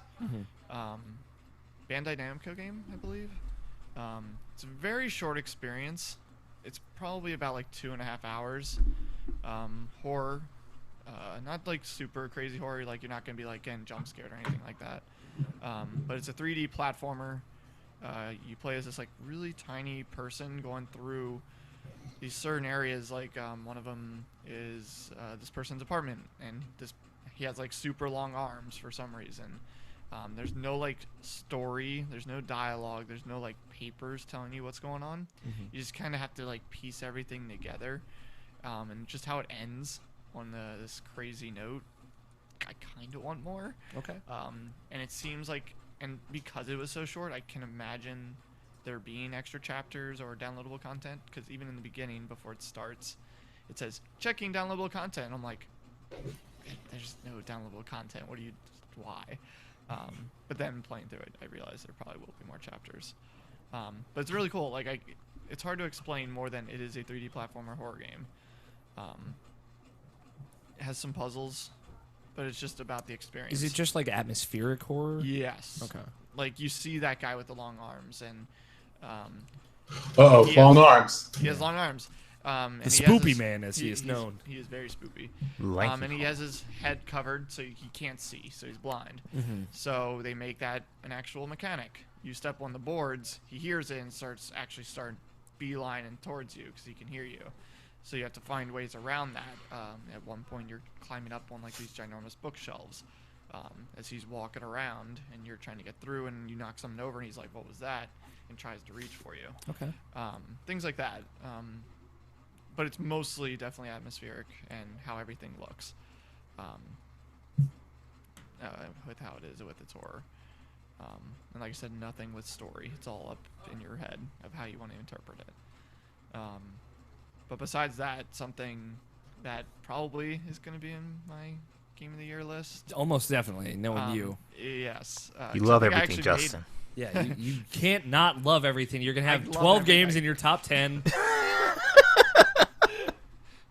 Outlast 2. Yeah, That is a game. that's a video game. Improves everything that was wrong in the first game. Like mechanically, they actually added more, like being able to hide in more places, as well as kind of more chances to get away. You're not stuck in like a narrow corridor anymore of a building. You do have a whole field to get away. Are there a lot of scenes where you're running through cornfields? I would say maybe 2 or 3 like Okay. big areas. Those freak me the fuck out. Oh, I'm gonna let you know. So you're telling me it's Corn Simulator? It's Yes. Corn Simulator 2017. Yes. And actually, to your point about the being scared in the cornfield, Yeah.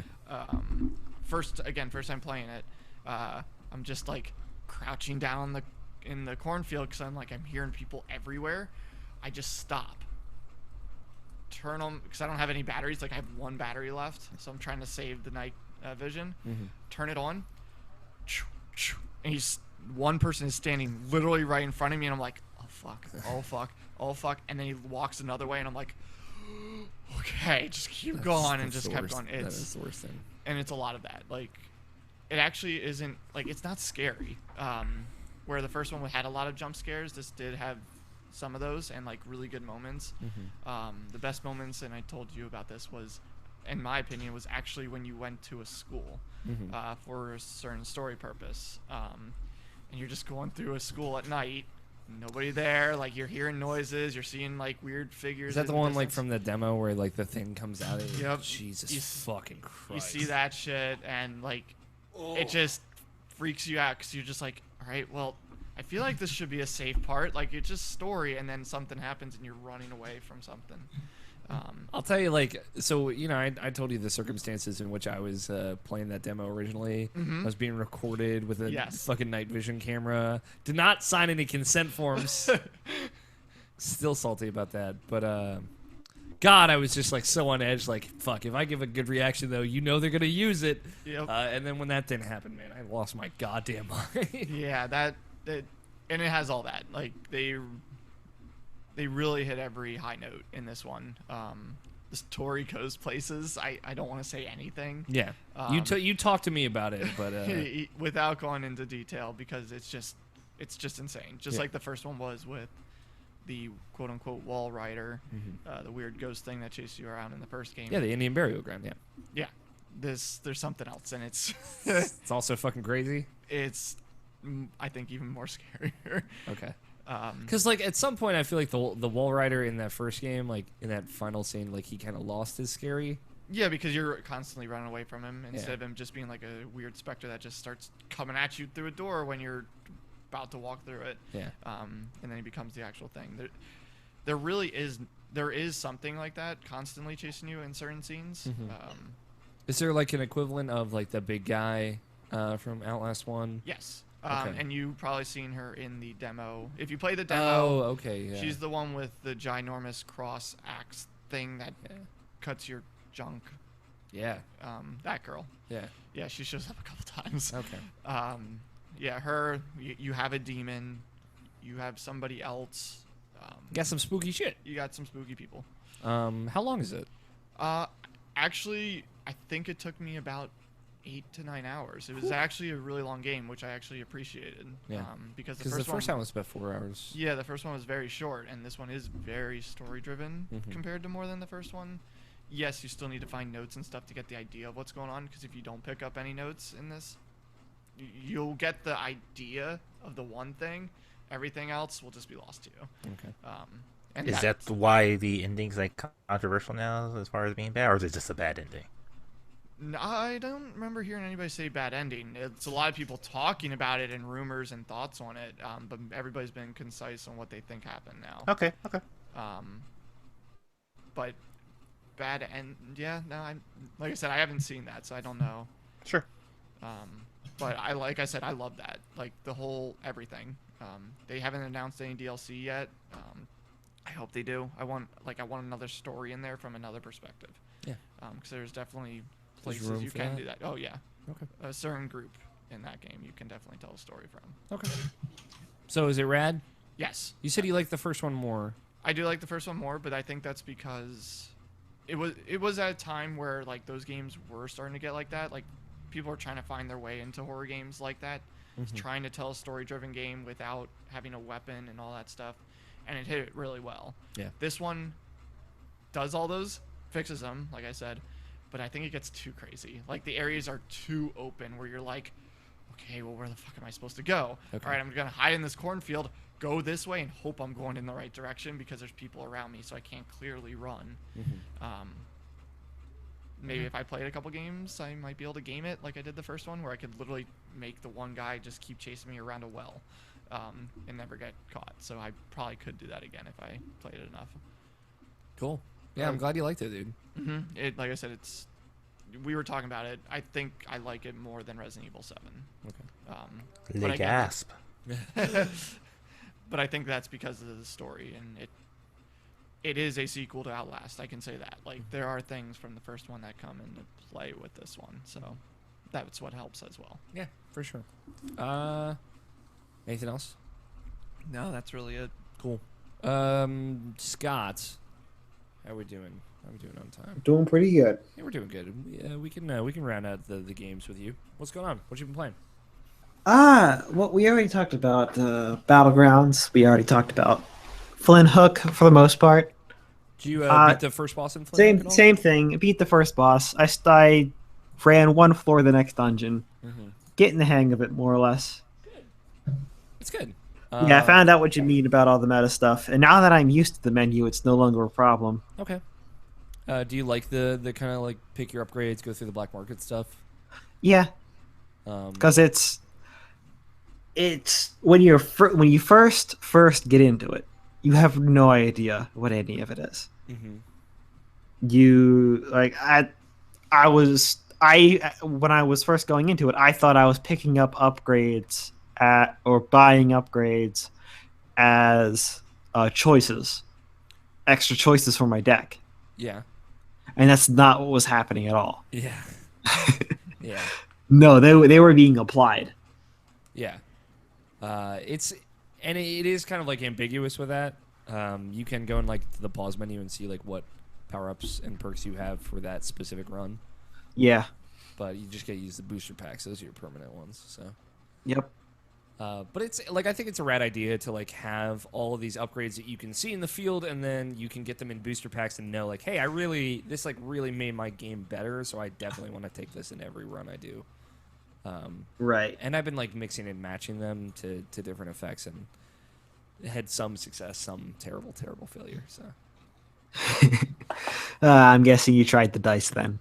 I didn't try the dice. I'm too afraid to try the dice. But like there's a couple like this. The one that makes you faster is fine, but like I feel like I make more mistakes that way. And there are a couple of the ones that alter your bullets. That I'm like I should just stick with this. Like the ricochet one is the one. The ricochet one does not help you unless you really like it. I like because what it does is it's instead of having it just bounce off, it curves your bullet. So now your bullet's bouncy. Yeah. There are multiple ones. One that makes it bounce off, and then one that makes it like lob. And the one if you do them both together, it's a nightmare. But yeah, it's cool. I'm hoping you're still digging it as well. Oh yeah. Cool. Games were good. Yeah, I agree. I got to the second boss once. And I did pretty good, but I only got him like halfway down his health. Yeah, I got to the first boss like 3 times before I was able to kill him, and it was mostly I was goofing around with the hook. Yeah. At the second time I died to him, I was like, I'm taking damage that I never needed to multiple times. Welcome to me playing Flint Hook just in general. Simply because I am overusing the hook. Because I want to. Yeah. It's fun, though. So third time I came in with a mindset of, hey, I'm actually going to beat this now. And I got hit twice. That's good. In that particular run, I had 140 HP. Damn. I had 110 when I got to the boss, and I had 8 health left when I beat him. So it was very cloose. So, but Man. I've gotten better since then. Wow. Yeah. Those starfish guys kept fucking me up. You know you can kill them, right? I know. I would fuck up and then they would hit me. It was a bad scene. Okay. I beat him, like, Scott. Hold on. Just tactic for when you get to hard mode, just for dealing with the starfish, is the second the what would you call the thing on his back? The second that thing dies, gonna drop a balloon. Get away from the balloon. Yeah. Yeah. All right. Yeah. And then start targeting the starfish immediately. Yeah. Because you can't attack the backside of them for quite a while. Yeah. And if you let those you don't want to let the starfish pile up to 4. 3 is fine. Yeah. 3 is easily manageable. But you don't want to let the pile up to 4 and then be in risk of getting another one. It was like the middle of the match. There were too many starfish. It was a bad scene. I got through it though. I beat it. I'm proud of myself. Are you using the hold position and fire? Yeah. Sometimes. All right. It depends on the context. Okay, yeah, so that's good. Because you want to use it, Yeah, but you don't. But like you have- only want to use it when being completely still is a very good idea. Yeah, like there are some bosses that you can just hang out and just fucking destroy, which is good. Yeah, like most of the time, being completely still is a bad idea. Yeah, gotta get out there. Get up, wake up, get up, get out there. You know what I'm saying? No. Played some more Zelda. I am not at the point where I can actually. What? No, it was a Persona reference. Don't worry about it, Scott. Okay. Play more Zelda. Scott, you should Play play more Persona. No. Well, probably. One of us, Scott. One of us. One of us. Oh, but you see, I still won't be. I know. You'll never be one of us. In your heart, you will You be. fucking animal. Play more Yes, Zelda. I'm Scott. still trucking along the shrines. I think I have the 11 more to go. Probably. At this Did you finish point, the map yet? yeah, How many shrines have you done? close to 50. Okay. There are a lot. There are more than that. You're almost halfway through. Yeah, I only need 11 more though. For Then the I'm gonna Master be able Sword. to pick up. Then I'm gonna be able to pick up the sword. Cool. Rad. I'm proud of you. Even though you haven't done it yet, I know you will. Yep. Anything else? Aside from that, no. That would be it. Cool. Some good games this week. A lot of new stuff is still coming out. Outlast and what's the other one that I talked about? Ukulele? I don't know. Ukulele, yeah. Other stuff. Play Video another games. Battlegrounds. We're gonna take a quick break. When we come back, there is actually news to talk about, and we'll talk about that. Maybe take some questions and throw it out. So we will be back in just a little bit. With next time on. Next time. Alex, you need to click on that link. Yeah, I didn't want to watch it during the. I brought it up though. Let's see.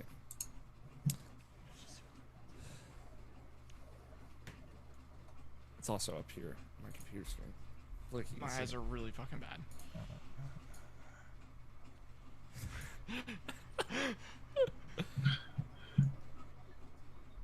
Oh my god. That's some 10 out of 10 content. That's what it's like to live with me and Griffin. It's pretty good. At least you boys have fun. Yeah, of course we do. Hey, I'm gonna order food because everything's gonna close if I wait for this podcast to be over. Go Yeah, on. and the good news is that They'll deliver to you. Yeah, so there's gonna be a doorbell. It's fine. Did you hear my I said the doorbell? good news is that you're still here. Yeah. That's fine. I'm gonna Yeah, just that's double true. check. Let me mute my microphone. I'm gonna order some food. You're fine. I'm gonna check some news real quick. So. I'll be back. Okay. There's actually some news.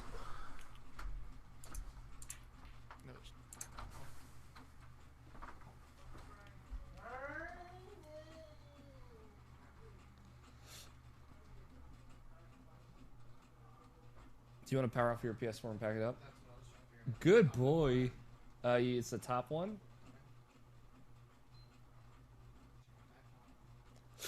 You can also hold the button.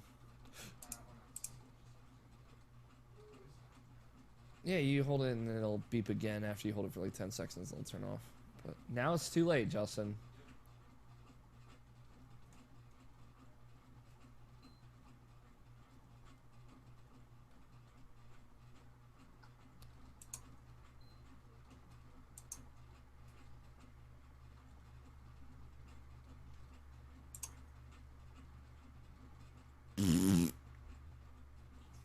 New X-Men spin-off casts 2 characters.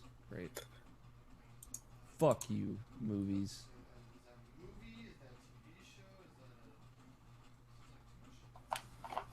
It's movies. Alright. Nintendo's E3 stream. What is it? What? Oh. Yeah, yeah. It's so good, right? On June 13th, 1700 BST, British Standard Time. Fucking what? June 13th, 9 a.m. Pacific, 5 p.m. BST. Alright, well, noon Eastern. That's what matters.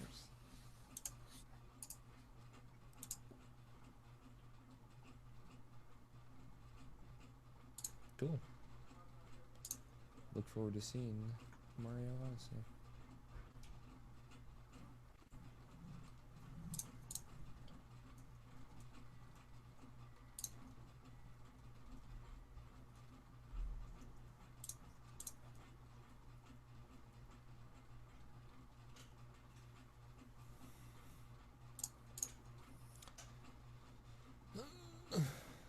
Nintendo Switch's Super Mario Odyssey will be playable at E3.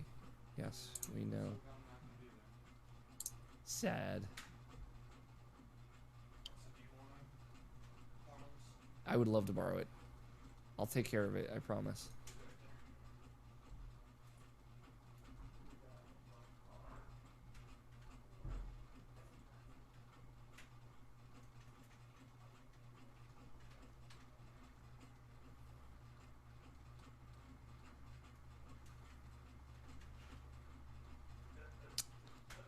Mass Effect reportedly on hiatus. Okay.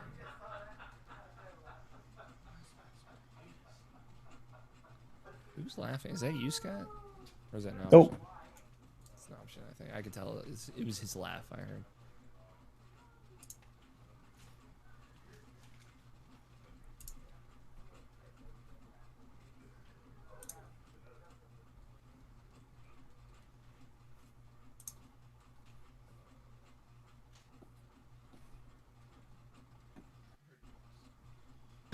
Back. Hey, welcome back. You know it's efficient when it takes you longer to find your wallet than it does to actually place the entire order and pay for it. That sounds about right.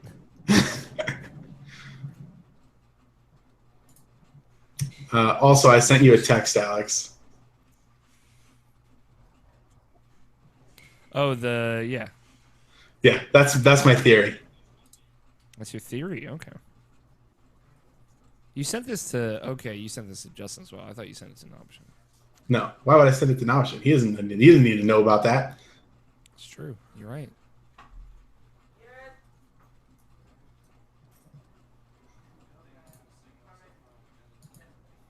Is Scott here? It was his. I'm here. Scott, let's run Hera. 20 stam for me to level up, basically, is what that is. Yeah, but I need something heavier. I mean, we can do something heavier. I have 27 stamina.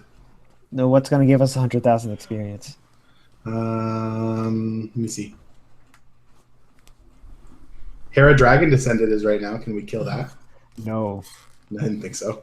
no, not unless someone's willing to spend 5 stones. Journey to the West, Zwanzang's party. Journey to the West is really hard. Is it? I've cleared it. Yeah, Dragon Ball Z and all that. I heard. We could do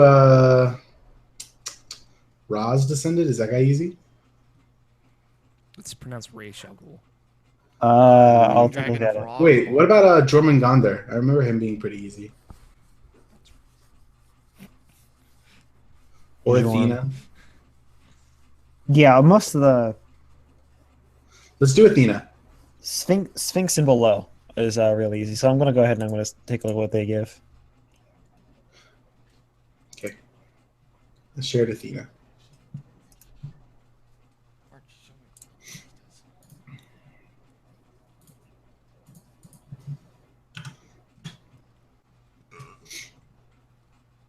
Squeeze me.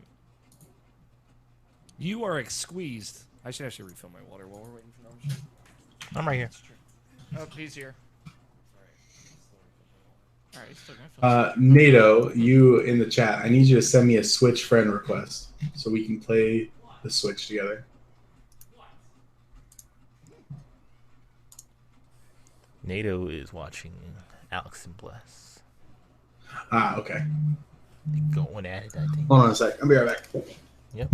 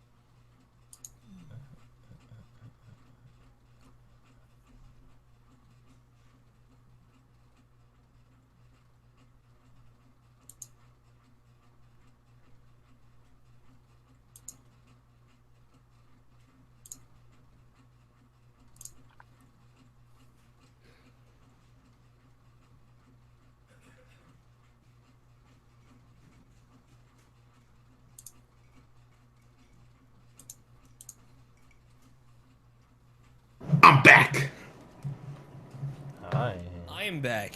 Hey. Hi. Yeah, we'll do Zeus Mercury. Okay.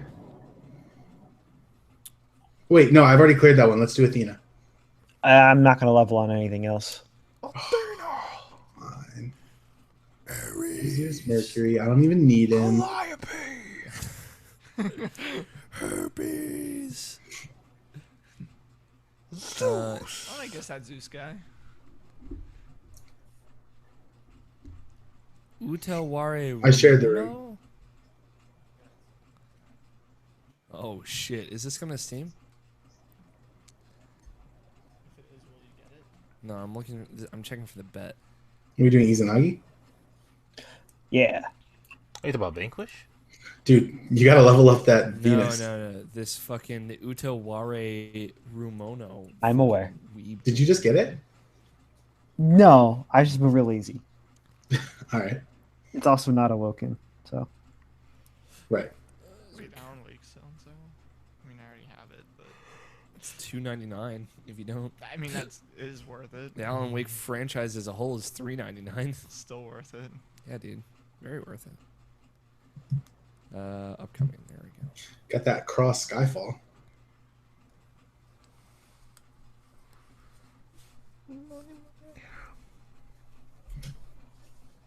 Yeah, what the fuck is going on up there? I have no idea. Wait, is that Puyo? Tentress? No? No. Okay. See, that's how bad my eyes are. So you're assuming I could see the time. Utaware.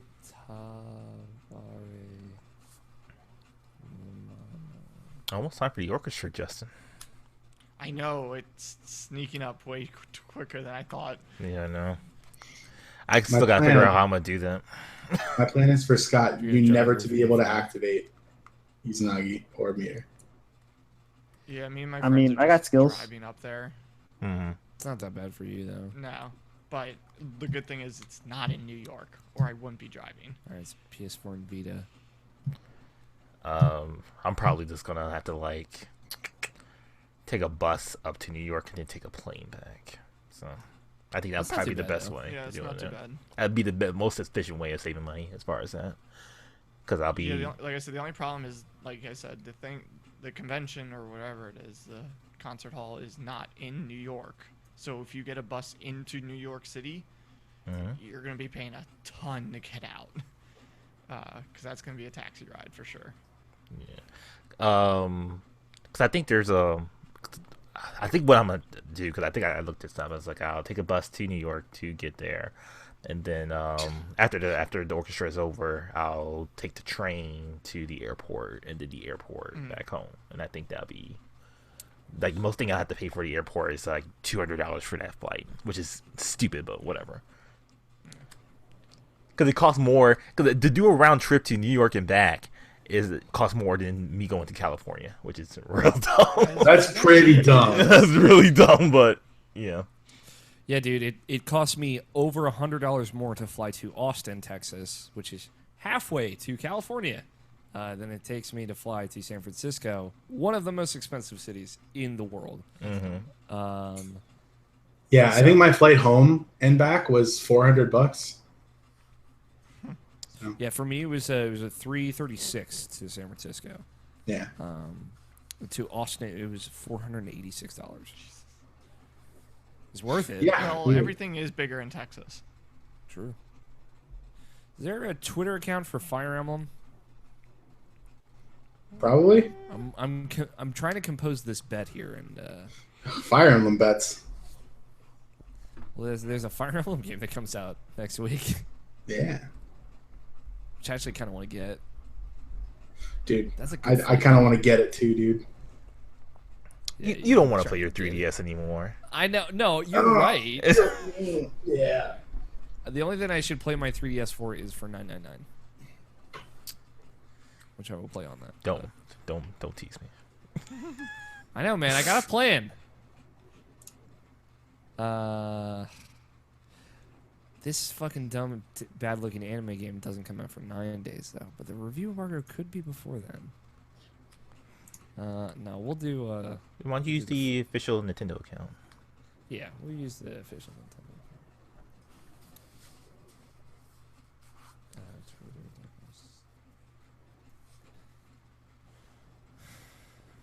Nintendo of America. It's what, Nintendo USA, I believe. Nope. Zach Smith as Nintendo USA. NA. What's their fucking America? Nintendo America. Nintendo America. Wow. I like that. It's good. It's simple. Well, you gotta get that Mario Minecraft. Okay. I think I've got it. Let me write it down so I don't forget it, and then we will be good to start. Having that note on my phone still of like the translation of all the letters to numbers for fucking Kaneshira's dungeon was handy. I didn't have to do any work again. I don't think I can remember any of those. I wrote them down, and I deleted them.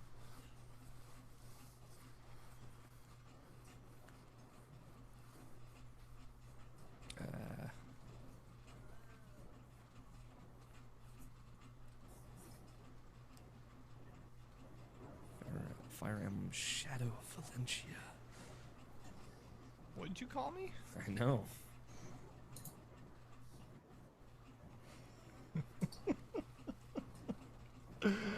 Woo!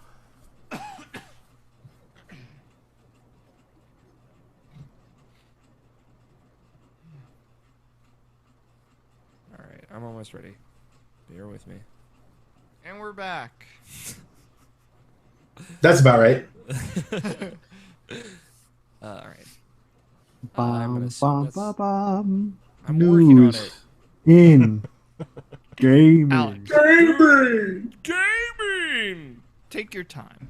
Thank you. Hey, thanks, Justin. Alright. Now loading. Hey, Alice, I need it right now. News in gaming. All right, so Thank this you. week, Mass Effect. Haley's been put on hold.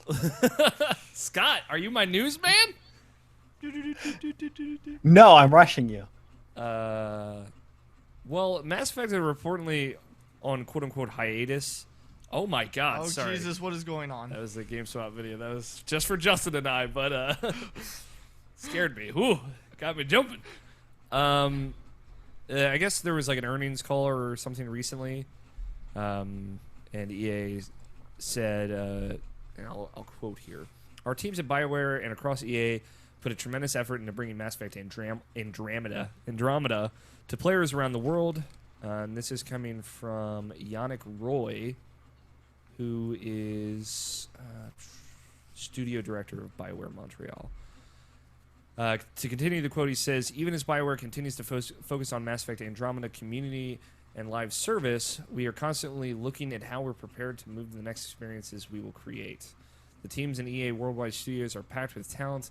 More than ever, we are driving collaboration between studios on key projects. With our BioWare and Motive teams sharing studio space in Montreal, we have BioWare team members joining Motive projects that are underway. We're also ramping up teams on other BioWare projects in development. There will be much more to come from BioWare in the years ahead." This is all with the downsizing of BioWare in Montreal. I guess that technically means most of those folks are moving over to EA Motive, which are working on that Star Wars game. And they also said they're pushing back BioWare's new IP, which is Edmonton, the BioWare proper studio that did the original Mass Effect trilogy. They're developing a new IP that was originally going to release before the end of fiscal 2018, which would be March 2019, I think. I think it's right. 2018. Yeah, it would release before the end of March 31st, 2018. So now it has been pushed back to kind of like an unknown time frame. So it seems like, at the very least, EA is taking the kind of thrashing that Mass Effect Andromeda has gotten to heart. They're putting Mass Effect on hold, which is probably the best call I think what we all discussed here was that was probably the best idea at this point, and they're going to take more time for the next BioWare project.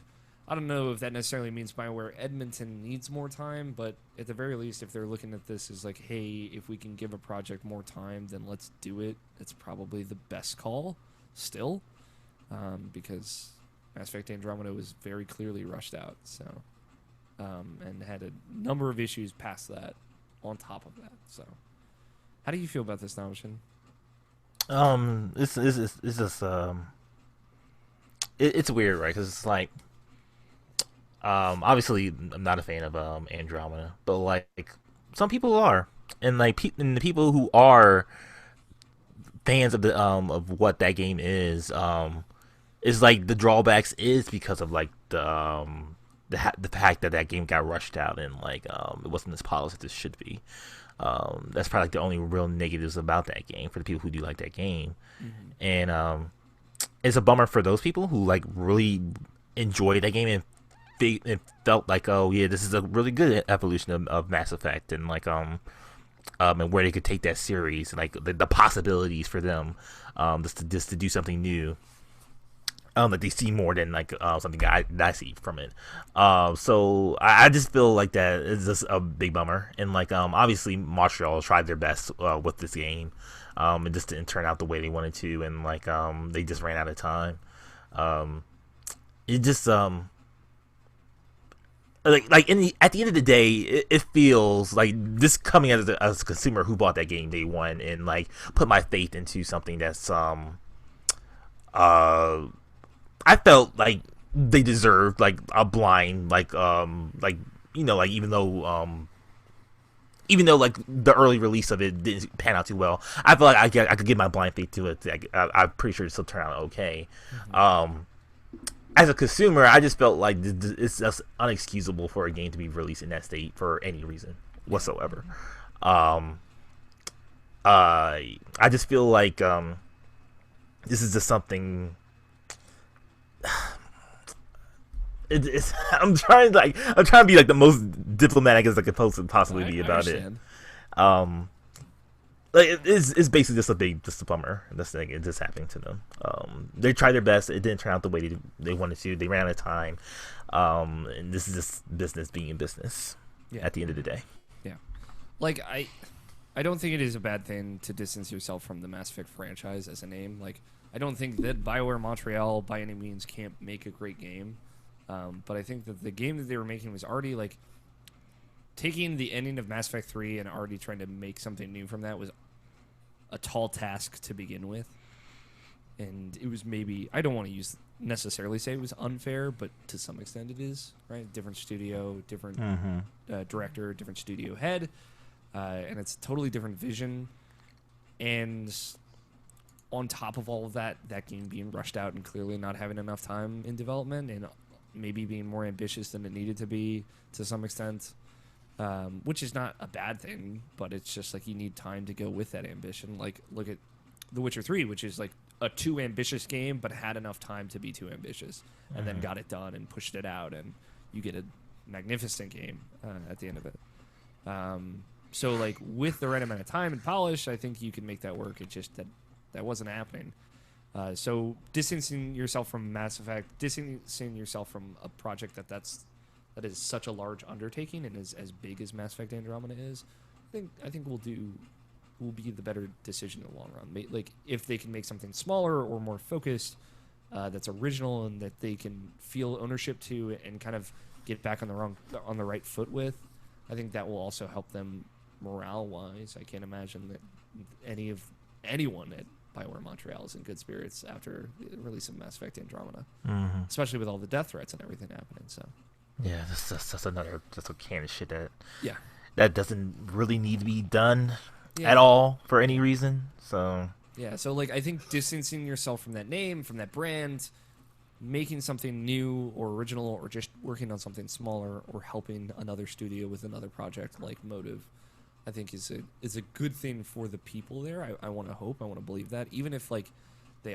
people there are proud of Andromeda and like what they made, and that's fine. I think you should be proud of your work, even if it does have flaws. But it's just like that distance can go a long way, can help a lot. It really gets to me too. Like something like just something so passionate, like a series like Mass Effect, and like people have like a deep love for it. I have a deep love for it, and like just to have something with that has like such affection for it, just have something so just toxic, just like wrapped around it as well. Like, like even like with back to Mass Effect 3, as far as like not even that's the ending, but like just the fact that having Shepard be gay in that game, and just like just the vitriol just towards that is like there's just absolutely no reason for something like that to be like. I mean, like you can disagree with it, and that's a discussion we can have, but just that behavior is just like this is just way too much. Yeah. And like honestly, after the way Mass Effect 3 ended the way it did, and like I'd hoped that there was enough time, enough distance away from that. Like obviously, I don't think it bothered any of us at any point anymore. Even like when it did for me a little bit at the time, like that's still a hard wound to open again. So putting that franchise on ice is not the worst idea. But you know, like best wishes. Like I'm like I said, I'm confident that EA Montreal or BioWare Montreal can make a great game, and I'm excited to see what they work on next. And I hope that they bounce back. Yeah, I'll be curious if they'll do anything other than just free multiplayer maps of that. Like I don't even think they'll even do single player DLC anymore for that game. Yeah, I mean they hadn't announced any before it came out too. Yeah, there's no season pass for it or anything. So. Other weird kind of sad news this week is IO Interactive, which are the creators of Hitman, were like Square Enix pulled out of IO Interactive, which is they didn't necessarily sell the company IO, although apparently they are IO Interactive is looking for a buyer to some extent, but Square Enix just kind of withdrew ownership from that company, which is a very odd thing to happen. And I guess like along with all of this, like some numbers for how well Hitman sold came out, and it did not sell very well, even if it had like players consistently playing it throughout the year. But it didn't sell nearly as well as Hitman Absolution, unfortunately. So it didn't do as well, didn't make as much money, even if, again, it was more consistently played and interacted with by players throughout the entire year of its season. And it sounds like Square Enix is going to retain the IP, the intellectual property of Hitman, as they pull out from IO and IO finds another parent company or goes independent. This is a very unorthodox thing. I think the last time this happened that I can think of is Twisted Pixel. They were owned by Microsoft, or majority owned by Microsoft at some point, and then they essentially bought themselves, or they just like split from Microsoft and became independent again, which again doesn't happen often, but it's very odd every time it does. But yeah, this is kind of a bummer because it leaves the news as to like where is IO going to go from here in a little bit of flux, especially after a game that they like apparently did very well with. You know, like I haven't played Hitman, Nabishin, you have, you like it quite a bit. And you know, they were talking about doing a second season for that, and now they're losing that IP and losing their parent company to help them publish. So it's this is the quote from Square Enix's statement: "To maximize player satisfaction as well as market potential going forward, we are focusing our resources and energies to key franchise and studios. As a result, the company has regrettably decided to withdraw from the business of IO Interactive, a wholly owned subsidiary and Danish corporation, as of March 31st, 2017. So, yeah, man. The other big game that they had done was Kane and Lynch, if I can speak. Which that hasn't seen a third entry, and I don't know if it will. I don't know if they retain that IP as well. So, but yeah, this is just a kind of a bummer.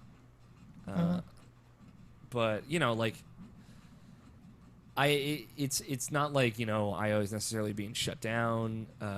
It's not the worst case scenario out of this. It isn't that like an EA shuttering a studio or something like that. But it is like their future is kind of in flux here. For folks who don't know, the Giant Bomb's game of the year for last year was Hitman. They're a big fan of it. So, I don't know. There's not much to say on the topic, but it is a little bit of a bummer. I'm just curious because they said that it did not make as much money. I wonder if that was because of the season pass kind of aspect. Because you could just buy the prologue and be like, oh, yeah, this isn't for me. I'm not gonna play it, and then stop. Or, oh, I got the first map. Yeah, this is fun. I could play this forever. Why do I need another map?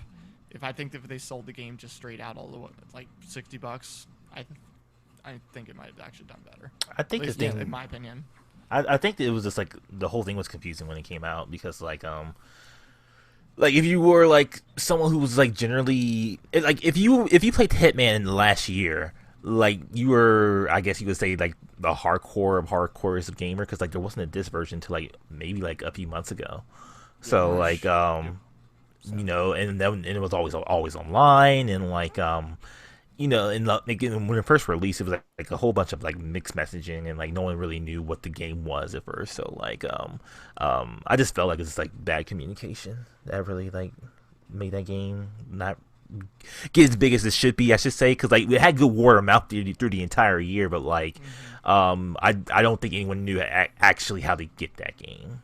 Yeah, I mean, like, think about it. Like, when it was announced first, it was going to be pay $40 or $60 up front. And it's like, hey, you're going to get a little bit, and then we're going to update it throughout time. And then they flipped it to, like, the Telltale model, where it's like you spend, like, $10 up front, and then you buy, like, the levels as they come out, kind of the more traditional season pass format. Or you could buy the season pass up front. So, I don't know. Like, it was confusing. It changed what it was halfway, like, before it released. People really liked it. And, yeah, hopefully that is not IO's last game. Hopefully they continue to make stuff. Hopefully they find, like, a parent company that lets them do cool shit like Hitman again, because I think there's a lot of room and potential to apply what Hitman did to other games and other franchises or new franchises. And I hope that idea isn't, like, dead on the water to people. Because Hitman didn't succeed. Because I feel like Hitman is a great case for how to do it well, even if it didn't sell a lot. It was well made, well supported, and well thought of as well. So, I don't know. Other smaller bits of news. Vanquish is coming to PC May 25th. Talked about this So great. a little bit earlier. I'd love to see that game like running at 4K, 60 frames per second For or sure. something. Totally is. Which I'm sure it does on PC. And anything else special with that? I don't know if anything weird happened around that. No, I there's think one. you- Oh, go ahead, Justin. I was gonna say, so ain't there something with it with Bayonetta? If you have Bayonetta, something with Vanquish. Oh, just like you get a What the discount with example it, I believe. That's Yeah. just really how much of it is. But like, That's cool though. yeah, I just wanted to give a shout out to like probably the best third person shooter ever made. So like, people give you a second chance with it. Probably agree with that. Yeah. That game is really good. I've never finished Vanquish. I've played it, but I've never finished it. It's like 4 hours. Dude. Yeah, I know. It's really short. I played it for 30 minutes. And I was like, this is fucking really cool. And then I don't know what happened. I think I like rented it or something. It was a long time ago. So, but yeah, I want to play that game at some point in my life. I should. I have it on some, whether it's through Games with Gold or through PS Plus at some point. I have that game. So It was PS Plus. yeah, sounds right. And Nintendo's E3 live stream, they confirmed the date and time for that. We didn't know it last week, but it's June 13th, which I believe is the Tuesday of E3 as per usual, at 12 p.m. Eastern time, 9 a.m. Pacific. And that will be just before the, let me just double check that. Yeah, Tuesday, June 13th. That'll be just before the show floor opens, and then that'll start as the show floor opens, and madness will begin. So, and they confirmed that Mario Odyssey will be playable at E3, which is, they'd said that before, but you never know. Heaven forbid. Sometimes they come out and say, hey, we're only gonna have Zelda there. So, But that's cool. I'm excited. E3 is fucking like a month away. By the way, it is May 13th now. This is 4 weeks from now that we're talking about. So. Out of curiosity, if you had gotten your press pass, would you have stayed there for like stayed in California like the extra week? The thing is, I probably no, because I don't know, I wouldn't be able to take the time off work. Right. I mean, I could, but like, I wouldn't want to. Mm-hmm. But like, if I had gotten approved for it, I probably would have come in either Sunday night or Monday morning, and then just been there Tuesday through Thursday, because I doubt I would go to the press conferences. Well, okay. Just because that would be easier to afford as well. Yeah, that's what I was looking at. But that's just a dream now. One of these years, at least I tried this year. You know, for sure. Really applied before, and it's like, you know, they send back at things like, hey, you know, you need 10K a month, unique visitors, and it's like sometimes IP does that, sometimes we do a little less than that. So usually we do a little less than that. So, you know, oh well, I'm not too worried about it. An email, hey, you know about that email I got? I should do something about that also. Probably. But that's it. That's all the news. I don't think we have any questions this week, but I do want to take a moment to remind people, if you do have questions for us, you can email them to us, tweet them at us, or call us and leave us a voicemail with them.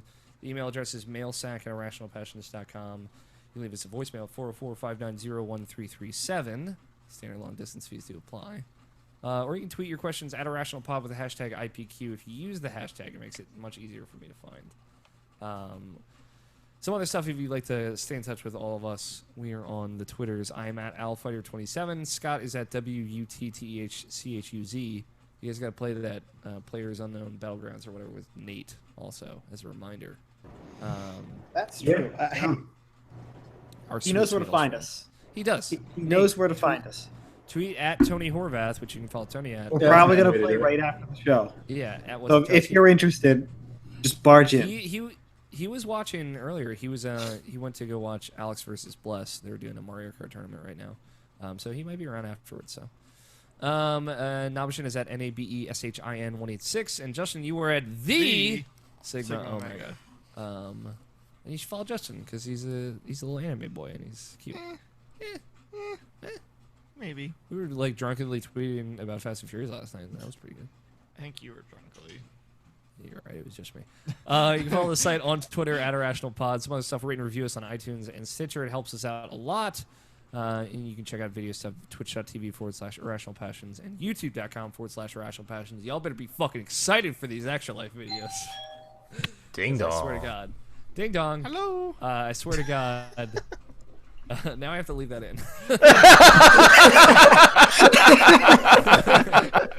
You're welcome. So I swear to God, I poured my heart and soul into these Extra Life videos. And hey, if you like this show, maybe take a moment, tweet about the show, tell your friends about it. Say, hey, I listen to this video game podcast where they talk about bananas sometimes. It's pretty good. And tell your friends. Word of mouth's the best way to spread the love. For everything else, Irrational Passions, including some really cool articles that you should read, IrrationalPassions.com, which is the home of more opinion-driven video game-like articles, or articles about video games. That's it. That's the show. Should we wait for Tony to go into bets? Probably. I'll bet for him. Actually, let's settle last week's bet. We'll just do that first this time around. Because we do have an answer. Last week's bet, Brant Range was on the podcast last week, and we had a conversation about how many bananas could you eat in one sitting? At least 7. Tony, this is a question. Could you eat 2 bananas in a Yeah. sitting? You could? Yeah. Have you done it? No. Okay. But you Should I? believe that you believe that you could. Is this like an internet thing that's like, hey, no one can do this? Well, I heard it on Game Grumps, yeah. So yes. It's not that you can't. Because believe me, I've had, I want to say, 3 bananas before. Yeah.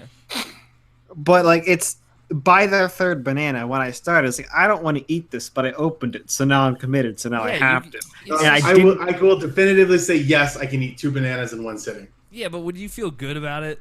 Yeah. Bananas are great. Okay. Do I get to play Donkey Kong while doing it? Sure. If it makes you feel better. Yeah, it makes me feel even better. So Brant sent me a picture of a bunch of bananas, and then he said, "Fuck you guys," and then 10 minutes later, 20 minutes later, it was like 15 minutes later, he said two bananas. He said it was easy-ish, but I wouldn't want to do a third. Which I and he was confident that he would be able to eat a lot more than that.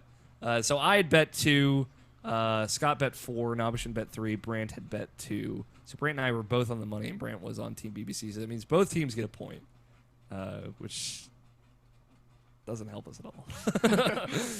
But that's fine. We're still only 4 points behind. So we'll settle the bets, the current score and everything in just a moment.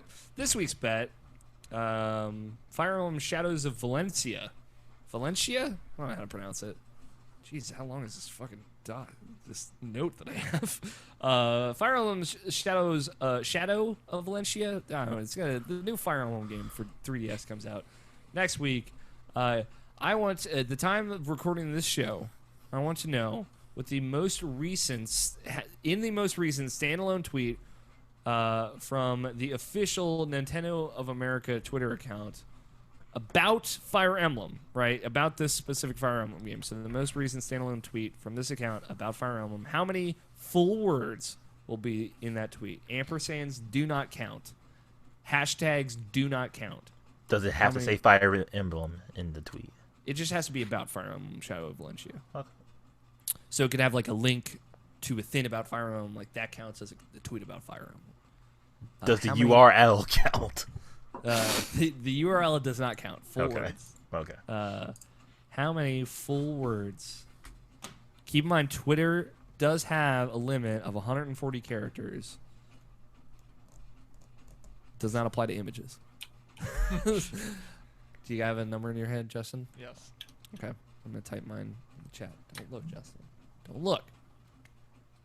All right. You can go ahead and send your things. Sure. Should I just say mine? Really, Nabishin? Yeah, I don't know. I'm going high Full ground. words? I mean, I don't know what they are, so I'm just gonna go like this. I guess you're Justin, right. Justin, do you want to adjust that bet, Nabishin? I don't know what. I haven't locked them in yet, so not that I locked them in. I don't have that power, but Oh, in that case. Justin says 8 for reference. Okay, that's reasonable. Wait, which one is it, Scott? Okay, He's I'll 95. take the one you typed in twice. All right, and then we have an adjusted bet. All right, I bet 16. Scott said 5. Tony said 13. Nabishin said 20, which is more reasonable than 45. Although that would be great. That's a very good use of space. Aha, with but 20. now there's more twos. And Justin said 8. Justin, which team do you want to be on? Do you want to be on the underdog or I always said the loser team. losing no matter team? What it is. Okay, I just want to make sure. Team Flot represent. Woo! That's what I'm talking about.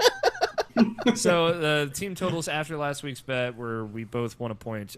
Team BBC has 18 points, Oh, fuck. and Team Flawed has 14 points. Woo! So Tony, you were in Brant's seat this week, the Croatian seat, as it is also. You mean he was in my seat last week? Yes. So that means technically we both won the end. So I feel we can share Danny Juarez's love and affection. All right. Well, you know I can't live without that. So. Yeah, I know it's hard. It's your lifeblood. So, and I don't know. Do you wanna have a final word? I don't necessarily have anything. Nah, go ahead and take it, dude. Okay. Well then. I'll say this, right? Sequels come out to franchises that we love, and sometimes for a number of reasons they're underwhelming. Sometimes it's because the one before it was so good. Sometimes it is you just can't light that same candle twice, right? You just can't hit the same notes the same twice. But ultimately we have to remember that if a new game in a series you like comes out, it does not immediately make the previous games in that series not as good anymore. Same could be said for Fast and Furious movies, I would even say. I would definitely say. But like we get too bent out of shape on, video games are a sequel-driven industry. It's the truth of it. That's how it is. That's fine. But the next best thing doesn't have to be the best thing.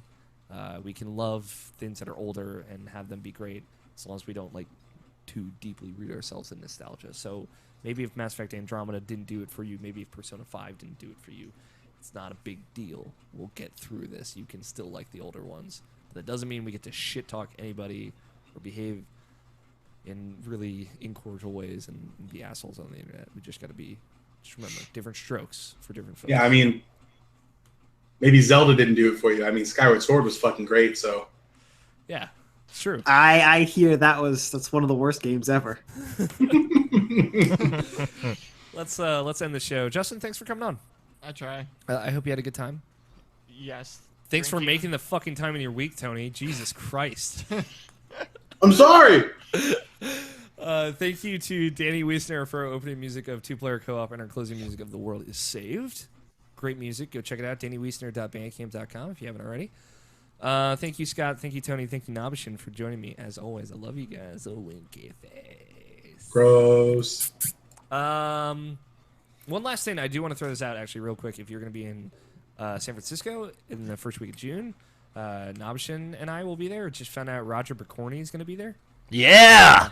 Which is So excited. Fucking hype, dude. He's so excited to meet you. Also, by the way, I talked to him the other night. He's very excited. Oh, dude, that was a nice surprise because I didn't know that was the thing. Yeah. So that's rad. So if you're gonna be in San Francisco in June, come say hi. We'd love to hug you and say hi. Nabish and I will be there partying all week. Thank you everyone so much for listening. I love you all a ton. I have been your host, Alex O'Neill. Play your games, stay rational. We will talk to you all next week. Throw my phone at you. Tony. Titles.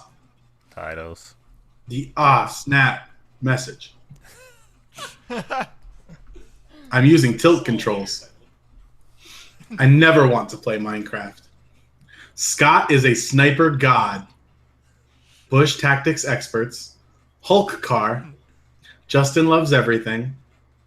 Corn Simulator 2017. Lay Gasp. Ding Dong. And Too Fast, Too Graffius. That's really good, Navashin. I'm proud of you for that one. I try. I love that one.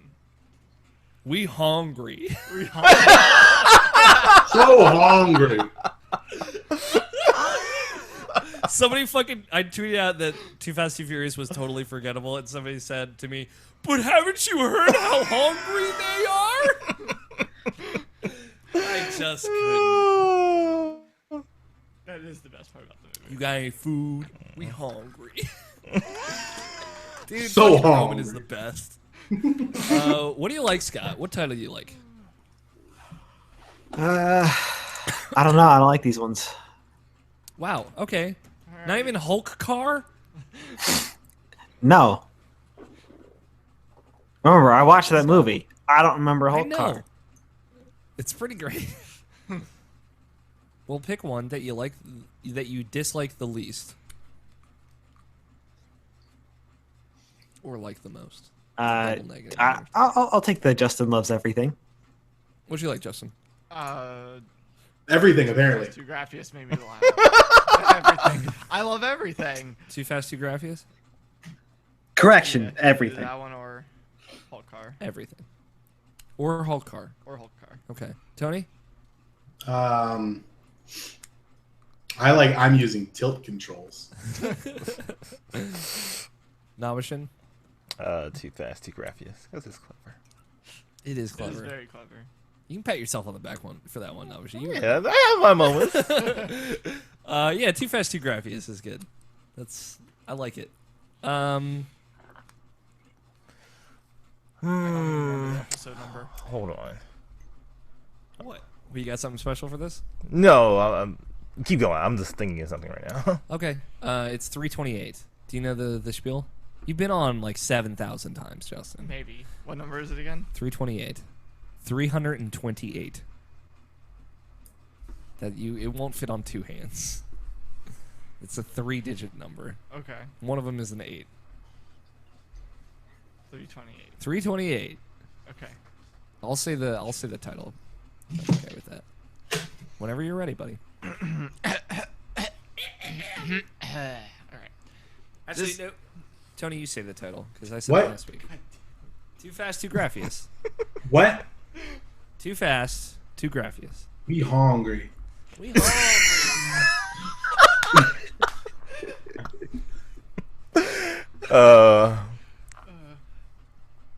This is Irrational Passions Podcast, episode 328.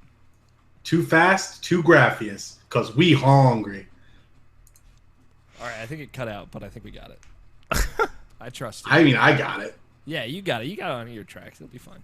That's it. That's the show. I just didn't want to for share watching. it with you. Bye-bye. Bye. We love you.